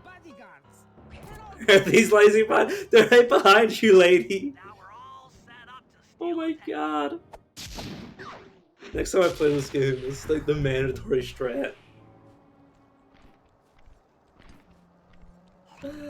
Oh. You guys saw how long that mission was gonna be. Okay, Sly. In order to get Murray out, we'll need him to get thrown into solitary confinement. That pipe will lead you to his cell block. Try to locate him and relate the plan. After that, it's all up to Murray. All right, I'm headed inside. Okay, damn. Now that's a speedrun strat. It's super risky, but like that's what speedrun strats have to be. You know, high risk, high reward. And then you just do them until you get the reward. Murray. Hey, Murray. Huh? Sly? So pleased with myself. Where are you? Oh, it's a fucking thing! In the back wall. Sly! Oh, I'm so glad to see you. They've been forcing me to eat meals covered in spice. And I'm feeling kind of strange. You gotta get me out of here. No problem. Bentley seems to have found a weakness in the solitary confinement cell. If you can get in a big enough fight, the guards will throw you in there. Trust me, I'm speaking from experience. Well, if you say so, I suppose a powerful force like the Murray could take down 50 foes. If I had to. Excellent. I like how he's very specific about it. 50 of those guys, and Bentley and I will take care of the rest. Like he's like, I bet I could do mission objective number of enemies. In your face! Like what? What is this infrastructure? This infrastructure should not exist. Why am I let out? Why can I do this? Are these guys also prisoners? Is this how this works? Like, what is going on? This looks like a yard. This looks like a prison yard. Sorry, I'm like completely confused. Like, I know this is like a corrupt prison, but like, why is it structured this way? That you do stuff like this. Murray stands tall.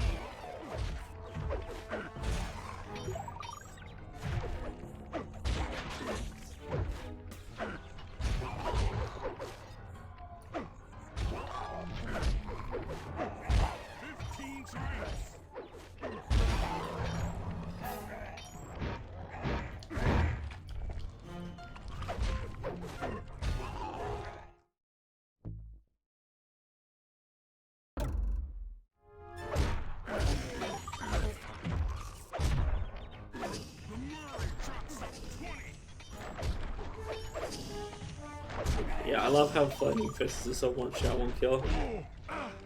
That Murray doesn't need because he already has a one-stop shop of just picking shit up and throwing it at people.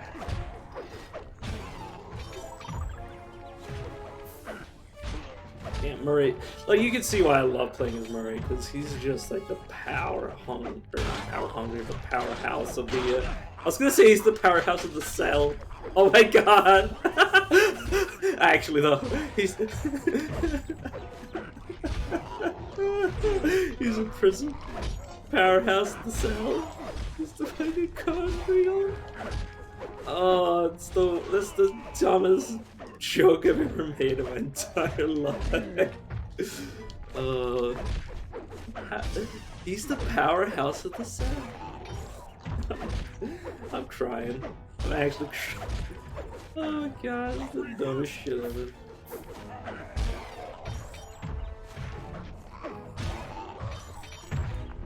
Sorry, I'm just like partially pleasing on myself and partially loathing what I'm becoming,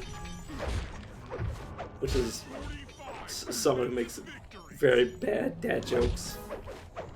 47 going to heaven. 49 feeding fire. What he's doing? 50. Eat that, you incarcerating suckers. Is that antisocial enough for ya? Oh, what? You gonna throw me in solitary? Bring it on! God, Murray is just absolute beast. Honestly, I think a real hippopotamus versus like 50 like normal humans, same thing would happen. Like it wouldn't be a competition. Like the hippopotamus, which is like they have like not one of the strongest bite force, but like well yeah, one of the strongest bite forces. It's not the strongest, but it is still impressively strong. Oh, let's push Murray out. And we'll see at the starting of the next, and then I'll take a break.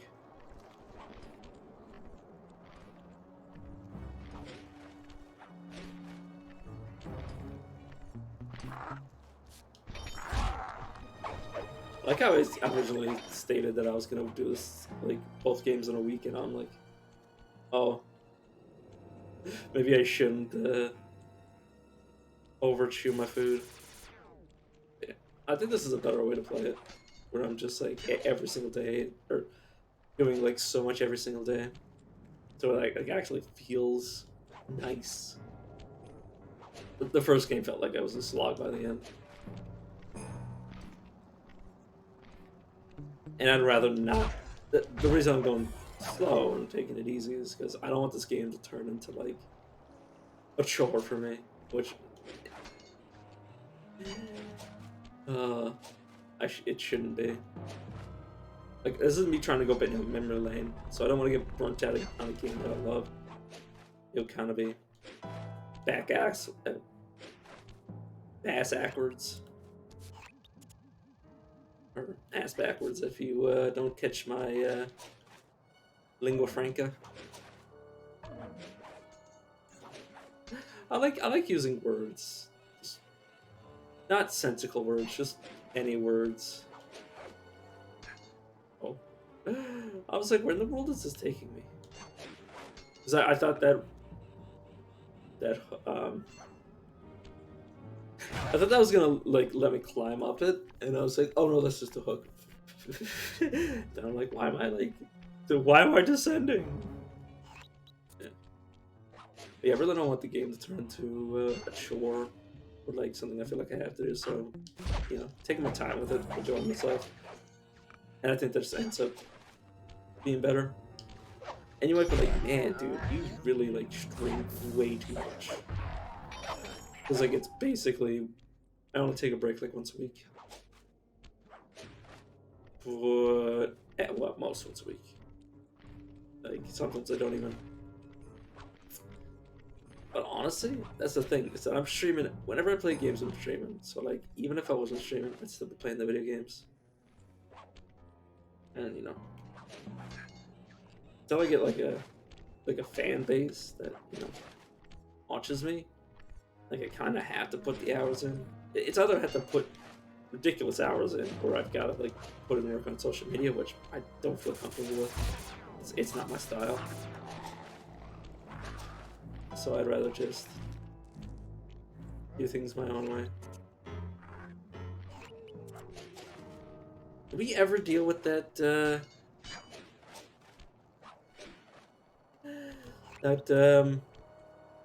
this robot? Or was that just Bentley trolling the shit out of me? I feel like we never did anything about it. Or maybe that's something we disabled long ago. Like in terms of like we just circumvented it rather than like directly confronted it. How did it? Directly dealt with it. Like we removed the infrastructure around it rather than taking it out itself. That's often how you're supposed to do things in like any sort of context. Like you don't directly attack the you know, impossible to deal with like problem. You just circumvent it.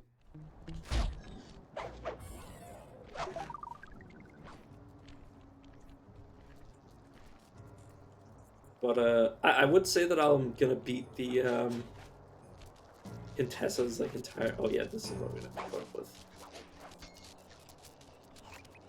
Oh yeah, this is us dealing with the thing. Pretty sure. And then the last mission is the next mission is the heist, where we save him, or maybe it actually is the heist and I'm mistaken. Yeah, I think we never. This is what I hate when you sometimes like think you can jump somewhere and then you jump down, and then you have to start all over again.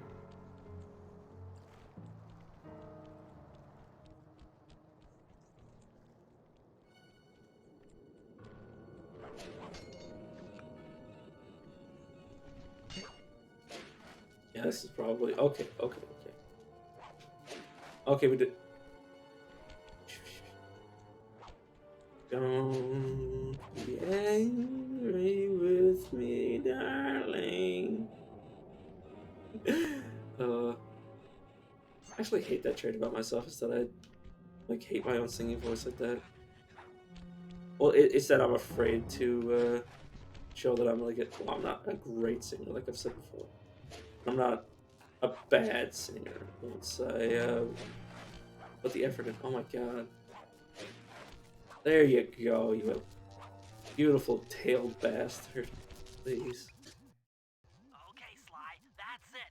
The Contessa's giant attack robot. Look, Bentley, with all due respect, it looks an awful lot like a water tower. Don't be fooled. That's what she wants you to think. If we try to free Murray while that thing is operational, why... What, we'll have plenty of fresh drinking water? I'm serious, Sly. Of course, I do owe you one. The lightning rods around the prison are designed to draw lightning strikes away from the water tower. Giant attack robot. Yeah. By turning the wheels on the rod, you should be able to redirect the electrical current away from the prison wire. Bad habit of mine. Useless. Follow the lightning strikes to locate all 5 rods.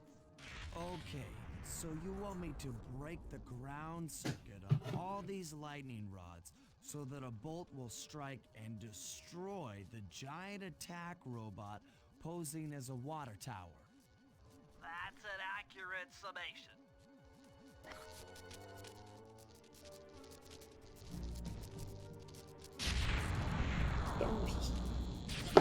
Check my phone. Oh god. I was just Clear when check. the lightning rod starts to glow red. That means a lightning bolt is on the way. There we Nice go. work. That lightning rod is out of commission. Look around for lightning strikes to find the other rods. I like how I got struck. But no, you're supposed to get struck if you're standing too close. I knew that. Well, I didn't know that, but I didn't remember it. That's what I meant to say. It's like I knew it at some point in the past. Yeah. You know, people always talk about how they underestimate, or people always underestimate how intelligent children are. It's the thing is that I define intelligence based on the ability to learn and process information. Like a dog might seem intelligent when it can, like when it copies your commands, like basically as it learns what you want it to do, it begins to copy the same thing it did before over and over again. And that's trainable intelligence, but that's not true intelligence. That's not humanoid intelligence.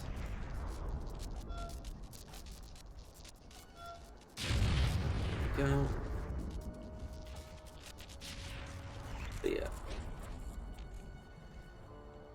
But children are super intelligent in terms of like actual raw ability to learn and decipher information. Like they might not be able to utilize high like high thought levels or like they might not be able to process information like an adult can't. Like they can't like when you tell them like string theory, like it might be too much for their young child mind. But when you tell a child just about anything, in terms of like digestible information, they can easily. Assuming they're paying attention, which is always the problem is that children never pay attention. But if you have a child that wants to learn something, their ability to learn something is extreme. Like, well, it's because they're so young and their mind is so malleable. So you also gotta be careful of not teaching the kids the wrong thing, because it can end up ingrained in their mind. Which is usually why I'm like teaching my kids to learn what they want to learn. So what I'm always worried about is like when anybody with too strong opinions has kids, I'm like, I really hope you're not teaching your kids about your very strong opinions. Because your kid doesn't understand what you're going on with. Like, there's only two things that can happen. Either the kid agrees with your opinions, doesn't know what you're going on with, or they disagree with your opinions, but end up thinking that your opinion was right, or end up thinking that you believe your opinion was right, and they just sort of like polar opposite, or just completely contrarian to you. And either way, it's not good. It's not healthy. Your kid either ends up thinking you're full of shit, or believing you unquestionably, and neither is a good option. It's probably how people today ended up the way they are, where everybody's so like, what's the best word to describe it? Like they're just so sensitive. It's just the sense that they didn't learn that like you need to have like a bit of a fucking backbone. They need to be able to take it a bit. Or that, like, that basically that their parents didn't tell them about opposing views. That's what I really mean. Their parents didn't tell them that people were going to disagree with them on maths. Like, it was going to be like a pretty frequent occurrence that you're not going to see eye to eye with many people. Or you're not going to see eye to eye with everyone, is a better thing to say.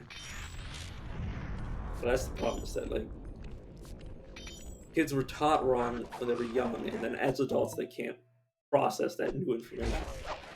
So as a kid, if you learn that, like, yeah, people are just they're going to disagree with you. They'll be like, okay, they're going to disagree with me, so I need to figure out how to deal with that. You have to teach them young so they don't end up like just incredibly useless adults.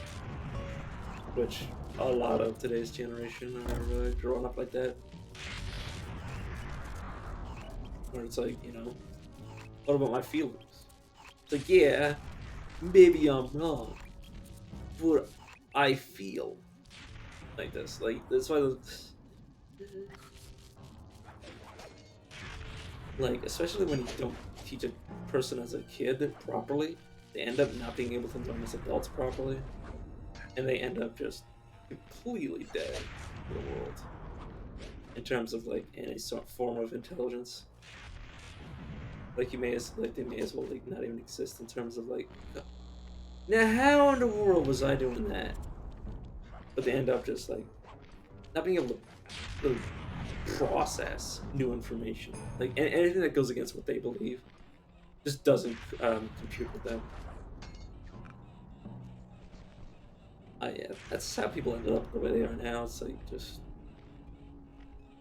like learn to take critique. Learn that your opinion is not the only one out there, and that even if you're right, you could also be wrong at the same time. That no man is an island.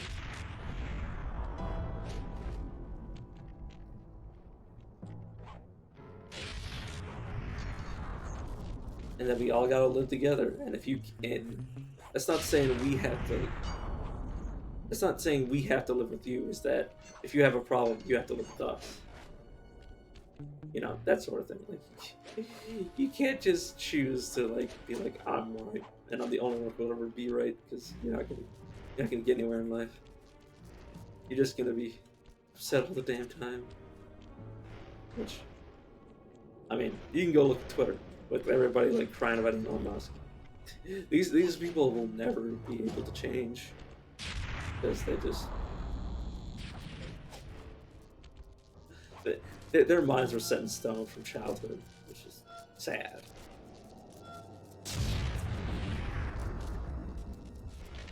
But you know, that's another part of like true intelligence is the ability to adapt to changes. Which, again, look at Twitter. You will find it. Plenty examples of people who can just entirely not adapt to like other people's opinions, and it's just like, h- how did you function? Like, how would you function without the internet? How would you? Because there'd be so few people. Like, if you're part of a minority, like there's gonna be so few people that agree with your opinion. Because guess what? You're a minority. You can't. Just because you have people that agree with you doesn't mean you can just like never learn how to take a different opinion. The grain of like with any sort of like grain of salt. And people might say like, oh, you know, I shouldn't have to. It's like, what do you mean you shouldn't have to? What do you mean you shouldn't have to put up with other human beings? Like, it's only one planet. If you certainly want to try to go to the moon and live your life, you can feel free. But on this planet, you have to deal with other human beings. Like I said, no man's an island.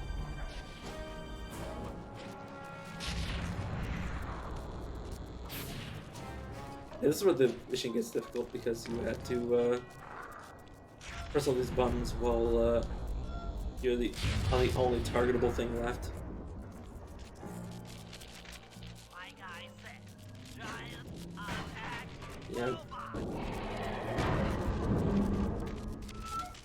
Giant attack.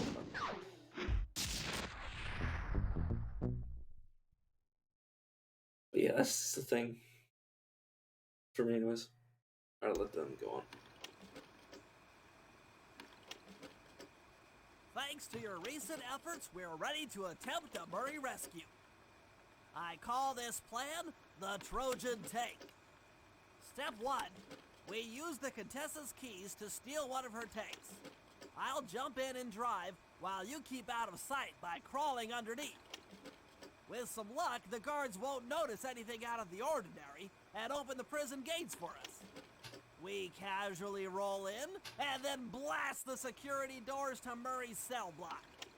Once inside, you'll need to improvise your way up to the guard control center and open the doors leading down to solitary confinement. Let's hope Murray hasn't cracked under the Contessa's hypnosis. But yeah. I remember this mission being super tedious. Oh god, it's Bentley. But yeah, that's a sign of true intelligence. It's your ability to adapt to different stimuli. Okay, Sly, I'm heading out for the tank.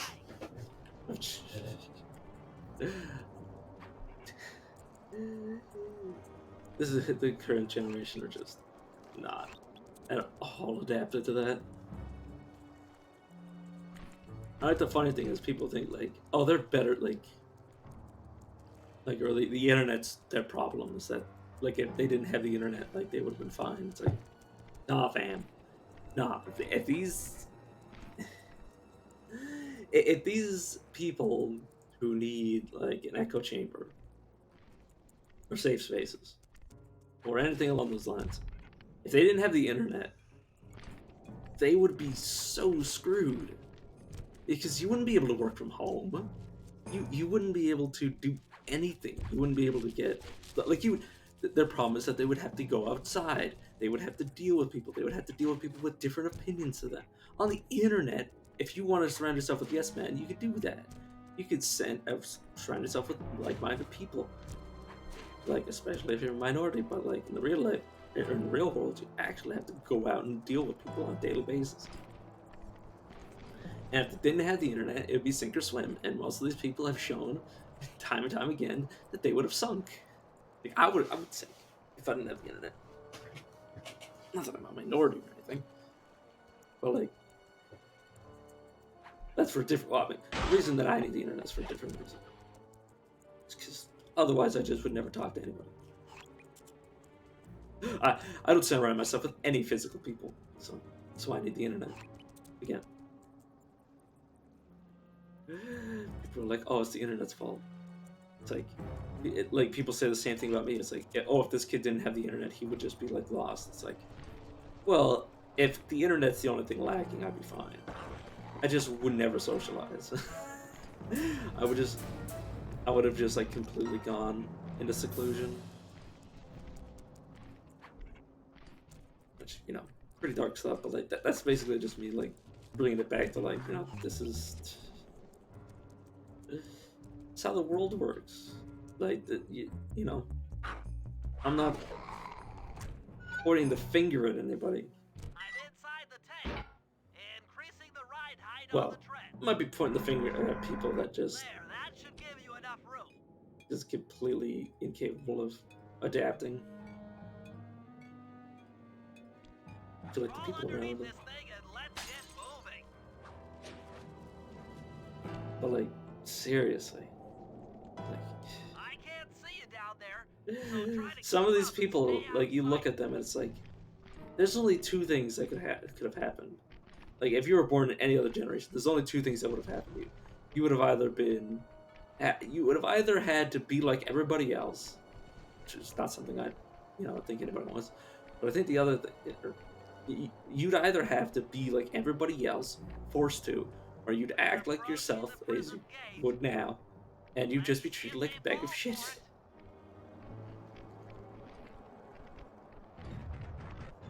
Suckers!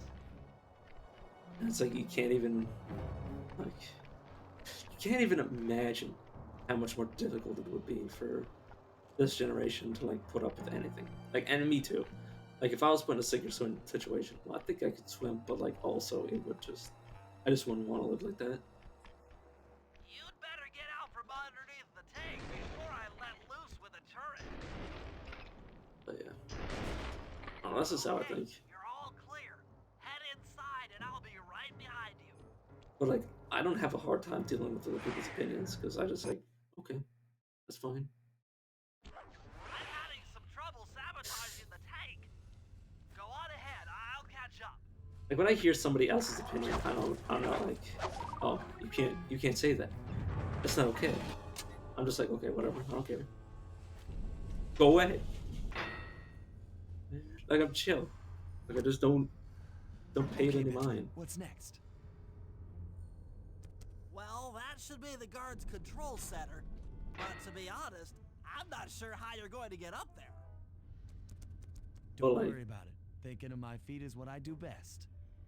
On the internet, it's just like you just any wrong move and you Most just of like the security went down when we cut the power on the bridge, but a few lights seem to have a backup generator. Be careful. like you just like gently brush your arm in any wrong direction on the internet, and you piss some group of people off, and it's like, why are you so fragile? What, like if you're so fragile, why would you start a fight? Why would you be so easily offended, and why would you make your opinion known? If you can't handle critique, get off the internet. Get away from people. Go to your safe space where only you and the like-minded people you want to be around are there. And just close yourself off to other people, because other people have different opinions than you. And if people aren't allowed to have their opinions, then you shouldn't be allowed to have yours. And that's how I believe. Like, you know, that's how the world works. Like, it isn't a matter of like, you know, but I don't want that. Like, it's a matter of reality. People are allowed to have their own opinions. People are allowed to do what they want. They should be allowed to do what they want. But they shouldn't. If what they want to do is to make it so other people can't say anything, then that's wrong. Doesn't matter whose opinion, you know, or how wrong it is. They're still allowed to have it. You know, nobody has a right to tell people how to live and think, as long as within reason. Like, there is a reasonable level of this sort of stuff, and you know, getting mad because someone doesn't agree with you is not a valid reason to like treat them like garbage, or because somebody lives some way that you don't think is right. It isn't breaking any laws or isn't hurting anybody. Like, that's the thing, is that nobody's hurting anybody directly. Who cares? And if somebody's opinion is hurtful, well, maybe you need to thicker skin. Because opinions, just opinions, they aren't fact. They're just somebody's personal choice. If somebody can't personally choose to have an opinion, that the thing is that opinions shouldn't affect it. That opinions are just opinions, and if you get caught up on people's opinions, then you're in for a time, because the entire world is filled with people with opinions. And, you know, there's 7 billion people on this planet. 90% of the people on this planet are just going to disagree with you. They're just... There's no two ways about it. Oh, it fell. But there's no two ways about it. Like, you just... And I'm not saying that there aren't, like, bad apples out there, or, like, people that are actually hurting other people. That isn't what I'm talking about. I'm talking about, like, people that just... Like, when people talk about snowflakes, and it's like... Like, yeah, people are really fragile nowadays, and it's like, they don't realize that, like, people talk about being part of a minority, and it's like, you do realize literally every human being on this planet is part of some sort of minority. Nobody's part of a majority. There's 7 billion of us. There's 7 billion people on this planet. Nobody's a majority. Like, the amount of people on this planet with differing opinions is too damn high. It doesn't matter if you're part of a minority. It doesn't matter how small that minority is. Everyone's part of some sort of minority. There's no such thing as the majority. So, like, get over yourselves.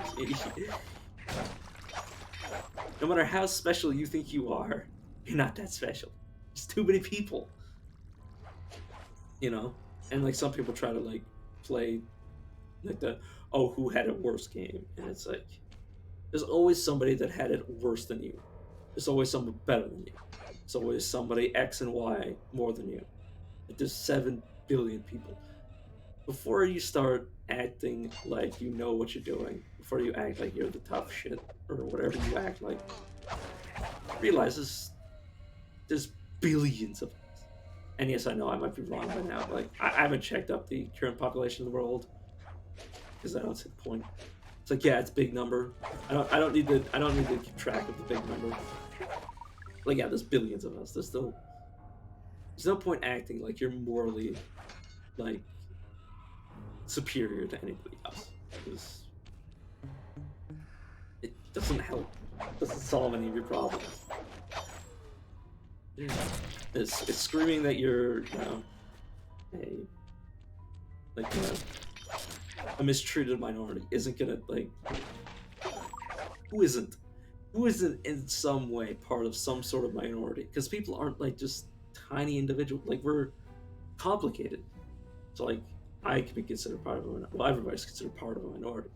But, like, how is there not an aspect of my personality that groups me into a lot of people that have been mistreated? I have mental illnesses. Most people will have some form of mental illness in their life, which makes me part of a minority. Which makes me part of a minority that's been treated like shit. Literally everyone has some form of mistreatment associated with their entire personality. Like, or that is part of the whole of their person. Like, it's like, just Doesn't matter if you're man, woman, I'm running your any sort of the number of the other things you can decide you are. We've got access to Doesn't solitary matter what confinement. color you are, Hot stuff. I'm you heading know, down. where you came from. That isn't what makes you you. There's so many more aspects, and those all could, you know, it all it takes is one part of that to be like had like history of mistreatment. Like First Nations people were mistreated, and now for the entire future, like any First Nations person that wants to say like, "Oh, I'm part of a mistreated minority," you just say it, and they're just like, "Yeah, okay." It's like, welcome to the club. It doesn't make you special. That's what I'm saying. Like,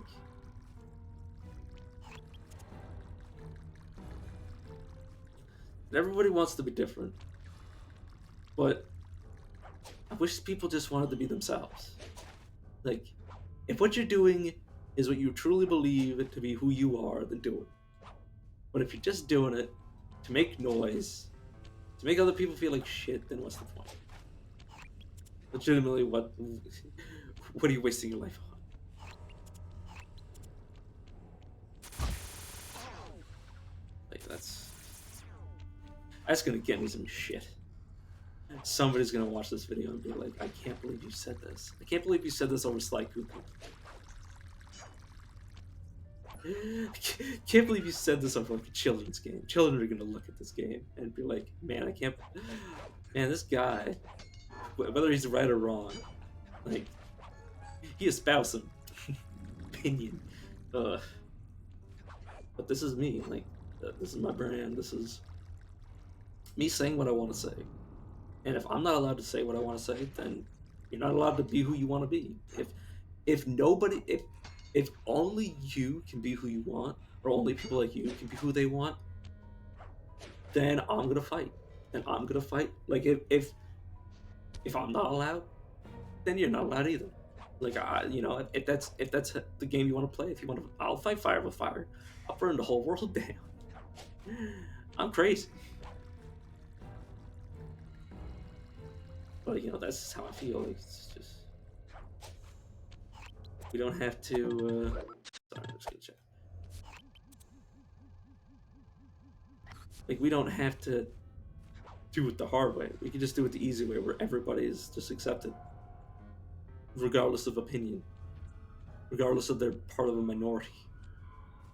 Like, you shouldn't have to point at a minority or like, oh yeah, I'm like 1/10 this, people who had their rights infringed on. It's like, you shouldn't have to point at that to be accepted. You should just be accepted. It shouldn't be a contest of who had it worse.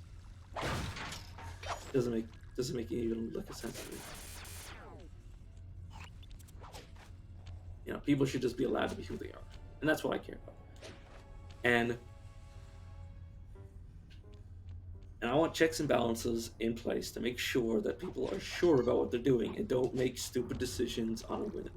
Which is, oh my god, I can't believe. Now this is where I begin to be like, I really shouldn't be talking about this on over this game, but I'm gonna do it anyways because I decided to.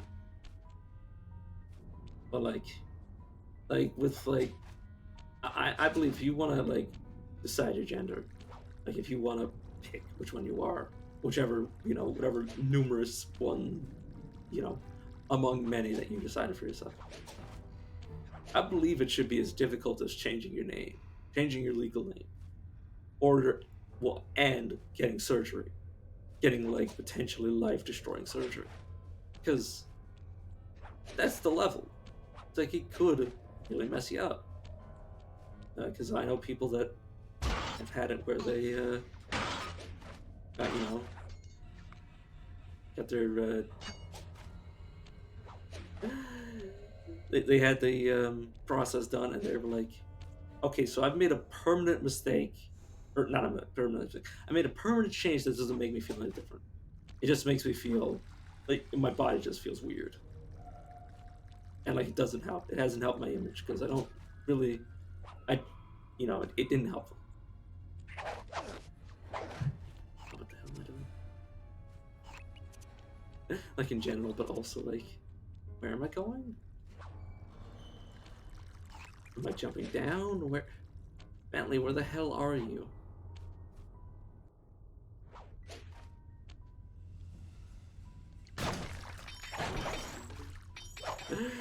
Just like dead quiet, just me, just lost in this game.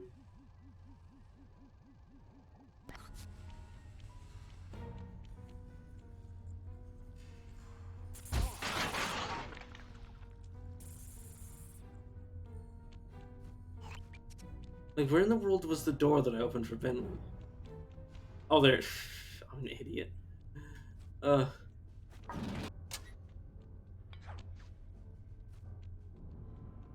Oh. Okay. So now I'm here. What was the point of entering the store? But yeah, like there should be checks and balances put in place so you don't just make bad decisions on a whim or make inappropriate decisions on a whim. You should be prepared before you make any decision. That looks bad. I've never seen Murray like this. He's all twitchy and bug-eyed. You said Murray was being forced to eat spice, right? Yeah, he said he was feeling weird. Well, he's weirded out all right. I doubt he even knows we're here. Clearly, we're going to have to lure him out of that cell the hard way. The hard way? Those hypno boxes are designed to heighten the effects of spice, and he's already in an agitated state. So if we turn them all on at the same time, Murray's sure to become wildly hostile and probably Just, break down the door. just tell Murray that Elon's bought Twitter. That's all you gotta do. Switches are all It's such a defended stupid by reference. laser barriers. When you get close, I'll hack the laser system from my terminal down here. That should give you access. Let's do it. Anything to help out old Murray. He's looking really bad. Oh yeah, it's like you shouldn't be able to easily make a life-changing decision, or like a legally bind. Like it should be like legally binding. You should have to, sign papers and be like, yes, I know this is what I'm like. Yeah, make sure you have informed consent first. Make sure everything is in place that you know this decision you're making is going to do something to you, potentially. And that it's a permanent change that even if you want to turn back, or even if you want to go back on your decision once you made the decision, you kind of committed.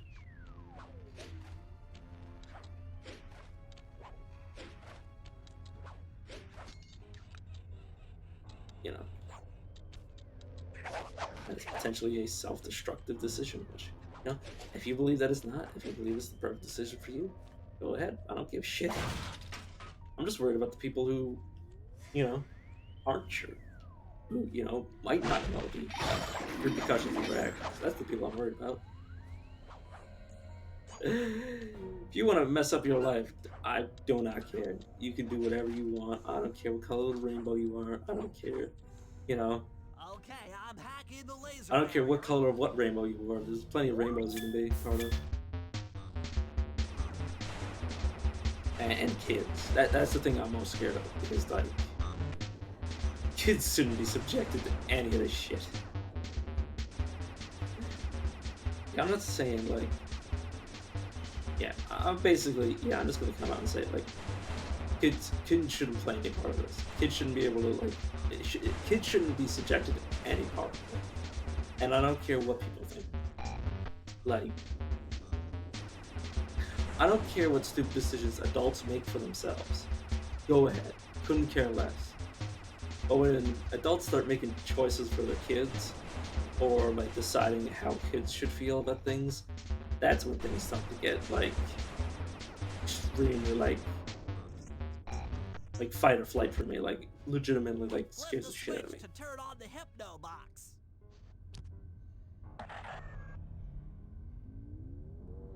I draw the line.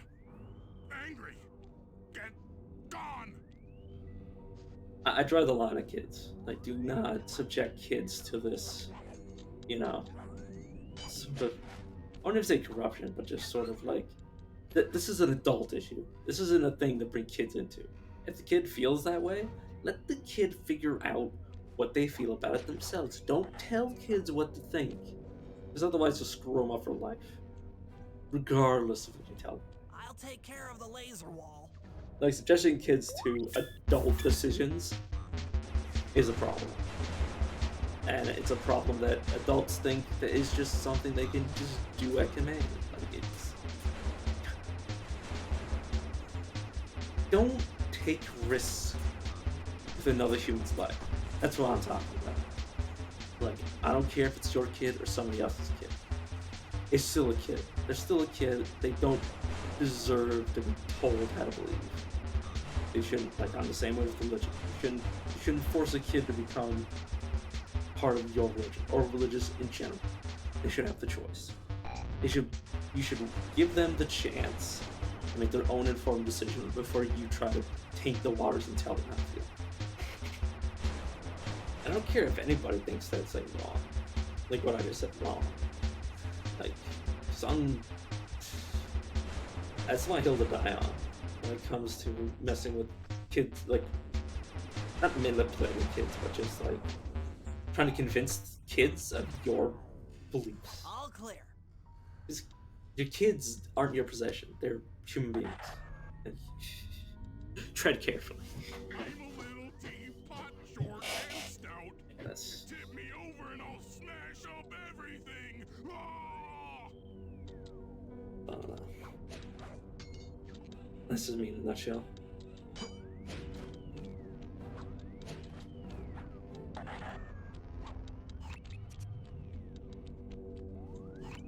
So I treat kids with, or I treat adults with contempt, or like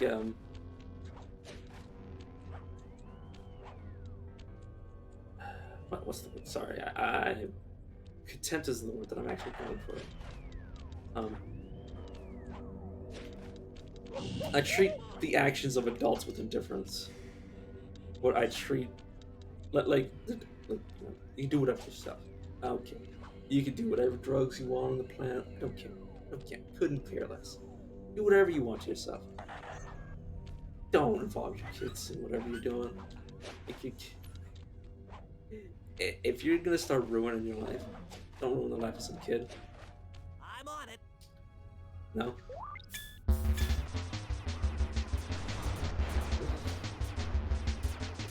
And that's not me saying that, these people shouldn't, people of, like, any sort of political affiliation shouldn't have kids.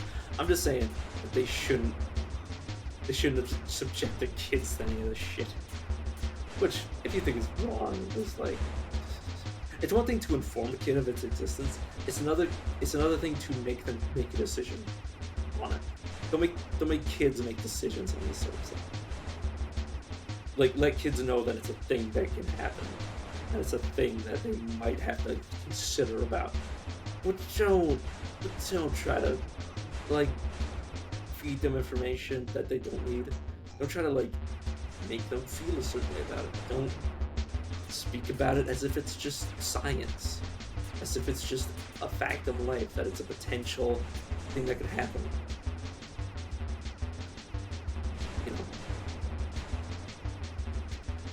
And treat it just as, like,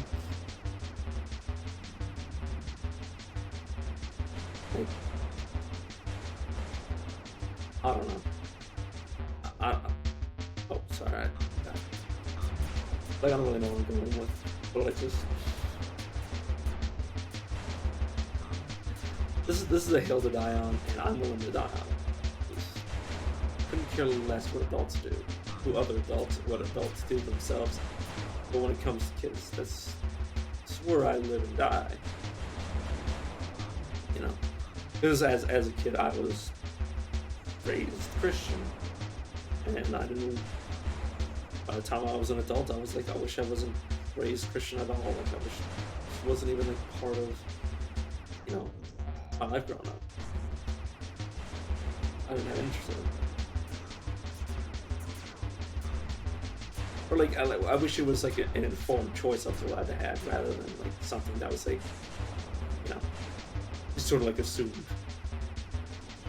That's the thing that I hate, is when it's sort of like assumed that your kid is supposed to just behave like the adults do, exactly like the parents do. That's not fair.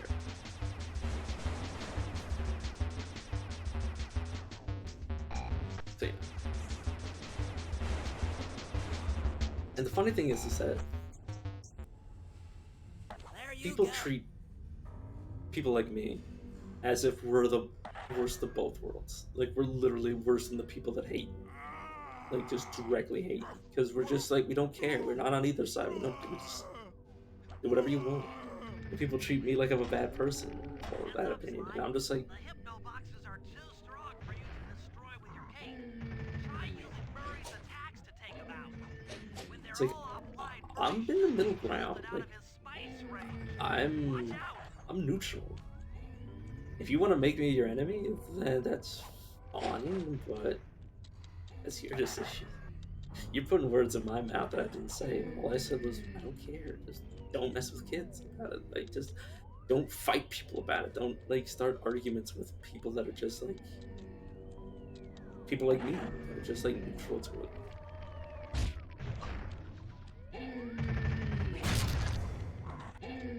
Yeah. That's the thing, is that someone like me could be, like, totally just, like, neutral to the situation and get treated like, you know, I'm on the opposing side. And the thing is, I'm right in the middle, so, like, both sides think I'm a piece of garbage. That's, like, literally doesn't make any sense whatsoever. So. And often people say, like, oh, it's a sensitive topic, and it's like, it shouldn't be a sensitive topic. Who? If people want it to be Is accepted, this heaven? Sorry, pal. You're no angel. Just take a few deep breaths and try to center your thoughts. Okay. What's with all the racket? My conscious mind is a wreck. I ought to. The weak-minded hippo is free! And he's got friends! Perhaps it's time to reevaluate some life choices. I'm serious. I managed to keep this half of the Clockwork Heart safe. It was hard to hide from the Contessa! She's getting away! Murray, lift those crank bars so we can chase after her. I'm on it. and what in the world was I saying? Oh yeah, something about just the way that I am. You know, like if. Oh yeah, people act as if they want things to be accepted, and it's like, are you sure you want things to be accepted, or do you want to be treated like you're better than everyone else? And that's what people act like. Is that Let's go! it's like there's a level of acceptance. Proper acceptance is where things can be talked about. If something isn't accepted, it isn't talked about. So if you want to be accepted as part of like society, you gotta let people talk. Making such progress during our sessions. But if you want to be pulled up on a pedestal, The help that I need is to never be reminded of you again. Such displaced hostility. If you insist on getting angry, why not be psychologically productive and channel it at your so-called friends? I'm done talking with my mouth. Now I talk with my fists. Sorry, but our time is up.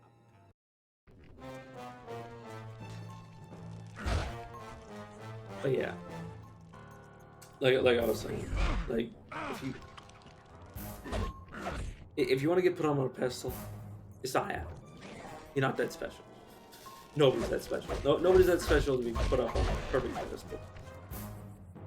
You are either vilified or you become just part of everyday life. And if you want to be part of everyday life, you've got to let people talk about the problems. You gotta let people critique you.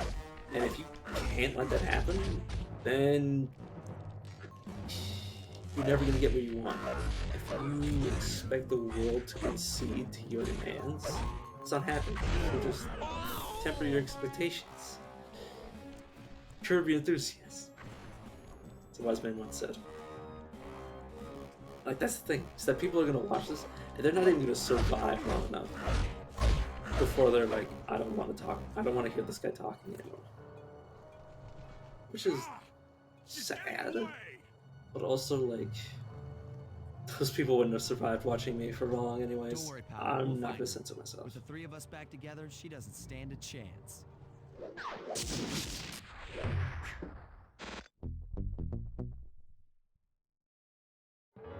And that's about anything. Like, that's not just about, like, one group. That's about anything and It was everything. great. The gang had been reunited and it was all because of me. Even the van ride out of town was like a party. Murray had to pull over twice because he was laughing so hard. But despite all the jokes, I think something had changed. Since childhood, the three of us had never been apart.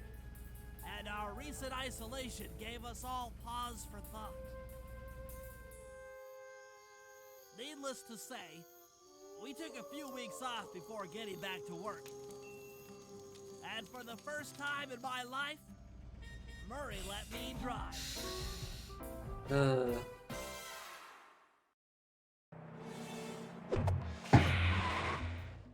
This is not a game that I should. I mean, there are very dark themes in this game. But, like, honestly, you know. Especially because I talk about the dark themes and, like, explain them. Kids shouldn't be watching this. Like, I mean, I'm not making these videos for kids anyways. But, like, I don't know. It's like, maybe I shouldn't be talking about it, but, like, well, it's not that I shouldn't be talking about it. Maybe people don't want me to talk about it. And if people don't want me to talk about something, that's their problem. I'm not a puppet. I'm just mean. Time for a little payback. The Contessa, having escaped us in the prison, is now hiding out in her castle estate. It's a well-fortified Gothic nightmare that would make any thief run in terror. Terrible or not, that's where we're headed. To sweeten the deal, we've learned that the Contessa, who until recently was a secret member of the Claw Gang, is in possession of the Clockwork Eyes. The Thievius Raccoonus describes the eyes stopping opponents dead in their tracks, transfixed in their gaze. It doesn't take a genius to figure out what an accomplished hypnotist could do with such powerful artifacts. News of the Contessa's corruption has spread to Interpol. Constable Neela, being closest to the case, was granted a cash allowance to hire an army of local mercenaries. It looks like we're walking into a full-scale war. But we have to act now, before things go from bad to worse.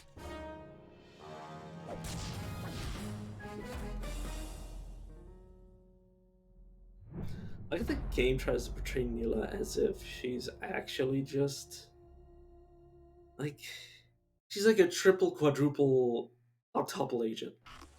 Like, she's just like a ridiculous, like, backstabbing character. But, like, they sort of make it so, like, as a kid, you didn't really know what the hell was going on. Also, paraglide. God. Ooh, that is nice. Just take it out just so we can see it. But once again, back to Sly every time we start. What's the you press R1 in the air? Oh, the paraglide. Oh, it's so nice. But yeah. I'm just gonna walk around. I'm just gonna go to the other area and talk about the store stuff. That's the thing, is that I'll never censor myself within reason. There's some things I don't want to talk about. But this is something close to my heart because, honestly, I don't want to feel bad for people who suffer through this sort of stuff. But they make it hard because they don't take criticism at all. They act like an endangered species when that's not what they claim to want. They want to be treated like everybody else, but yet at the same time they act like they want to be treated like someone special. And it's like you have to make up your mind. And the thing is, nobody's gonna ever treat you like you're special. Not anybody who hasn't already subscribed to your train of thought. So you're never gonna get what you want. So you gotta temper your expectations. But there's a middle ground, and people don't care about the middle ground. People see the middle ground as second place. But they don't realize that's all they're gonna get. You're only ever gonna get second place with me. You know, doesn't matter what side you're on. 9 times out of 10, you're gonna get second place. Unless you do something special. You're not gonna be special to me. You know, you're never gonna mean more to me than things I actually care about. You're always gonna be second place. Like in terms of like you wanting to be like treated special because, you know, you have a reason that you believe is worthy of it. And not like an actual reason, but just like something you believe. And when I say special, I mean like special because you're different. Because that's the thing about people, is that they want to be special because they're different, not because they're special. And I hate that. It's like, you're not special because you died there. You're not special because, you know, you make something up to become. Like, you know, you're special because you're special. Because you're you. But if your definition of you is just whatever makes you feel special, rather than what you actually are as a person, then that's just fooling yourself. And if you're not genuinely yourself and you don't allow people to genuinely be themselves, then it's a non-starter. And yeah, I was gonna say that's a big audience that might be alienated by that, and I'm just like, well, actually, like,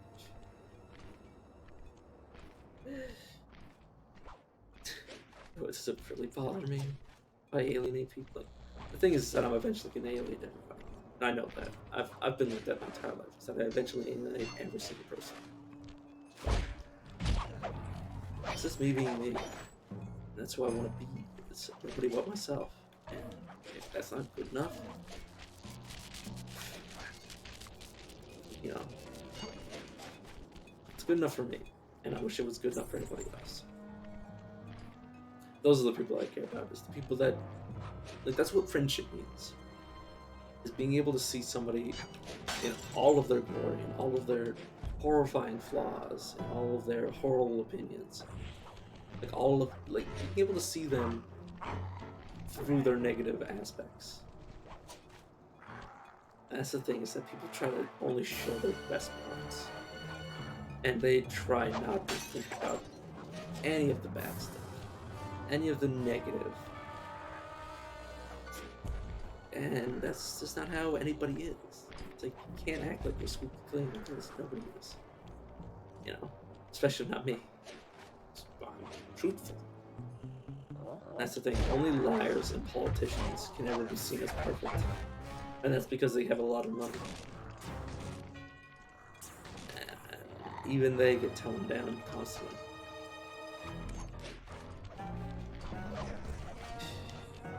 I don't know. And not what I'm doing in terms of the game, but now I don't know what I'm doing in terms of this conversation. Like, what am I accomplishing? That's my problem. Is that nobody's opinion would ever be changed by any other person's opinion, other than people that already have their opinion nowadays. You can't just have somebody tell truth anymore. You have to lie to people for them to believe you, and it's such bullshit. That's how I feel it, is that you have to manipulate people to change their mind. You can't just be right anymore. And like, I swear that I truly believe that when I say that you shouldn't be looking to be special, you should be just looking to be you. I mean that. That's what being special is being yourself. Because that's who you are. Changing who you are isn't going to make you special. It's just going to make you like everybody else. And some people might say, what do you mean by that? Like, I mean that I'm not... And it's not even that I think that people can't be saved. or not saved. People can have safe spaces where they don't have to worry about bullshit. I believe that you should have the choice whether or not you want to be subjected to something. But that choice doesn't come at the cost of somebody else. If you want to have a safe space, make your own. Don't go changing something else into a safe space for you. Don't take control of some other space. Don't make a unsafe space for other people. That's what I believe. You need an IQ of at least 140 to figure this You one sort out. of sit down, my dude. That Contessa is smarter than I'd thought. I believe the code is 248. I like how it's just. Oh, right. Yeah, it starts over if you make a mistake. Yeah, that's what I believe. And like, there's only one type of person I care about their opinion. Somebody who's listened to all of this and thinks, you know, you're not fully right, but you're not fully wrong. Those are the, okay. Well, that's not the only opinion I like. That's the only opposing opinion that I will ever take. Is that somebody who genuinely sat down, listened to every point I had to make, and genuinely listened, and genuinely has critique. And the other people just it doesn't change anything. Like, I knew I was never going to change people who have this stuff ingrained in their mind. They won't change now, and they won't change later.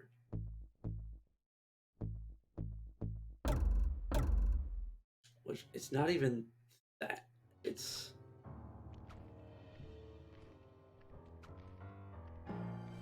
not even that they won't change. It's that I'm not the type of person to change their mind.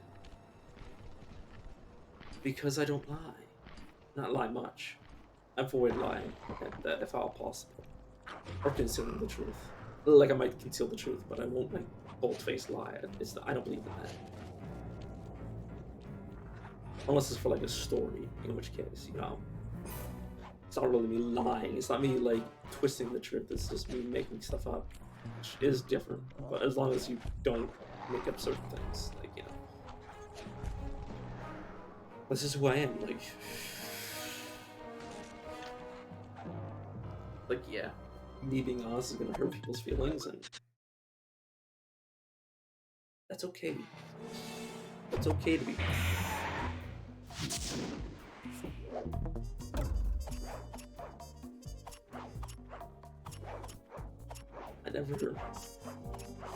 I was gonna say I never know how to end these things, but I know how to end this. If you've genuinely listened to everything I've just said, and you're bothered by what I've said, I'm sorry. I wish things were easier for you, but things are just gonna get harder. I hope you can figure out how to get things to work for you, but this might not be a safe space for you. Sorry, that's not funny, but that's the thing, is that people say the phrase, like, you know, that isn't funny when it happens in real life. It's like, yeah, most things aren't funny when they happen in real life. Like when I trip and I face plant on the floor and I'm in pain, people laugh. Not funny. That doesn't make it not funny to them. It doesn't make it not humorous. It doesn't make it wrong to laugh. But if you flavor everything in the most serious of mindsets, then nothing is funny. Or things are only allowed to be funny if you think they're funny, which isn't how the world works. You're just one person in a big pond. That's all that I am. That's all I ever will be. I'm just one person.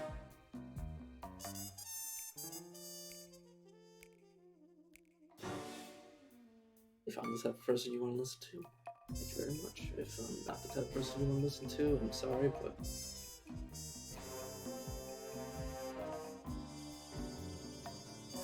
I'll, you know, if I see you again, I'll see you again. If you don't want to have anything to do with me, then I'm perfectly okay with that. I understand that. I'm a polarizing individual because I don't hide myself. I show you everything there is, and there's dark stuff in me. There's bright stuff in me, but you can't accept the whole package, then that's all you're gonna get. There's no half truths. I'm no halfway crook. I'm a full way unhinged madman, as I call myself. See you guys around. I'll be back after a break.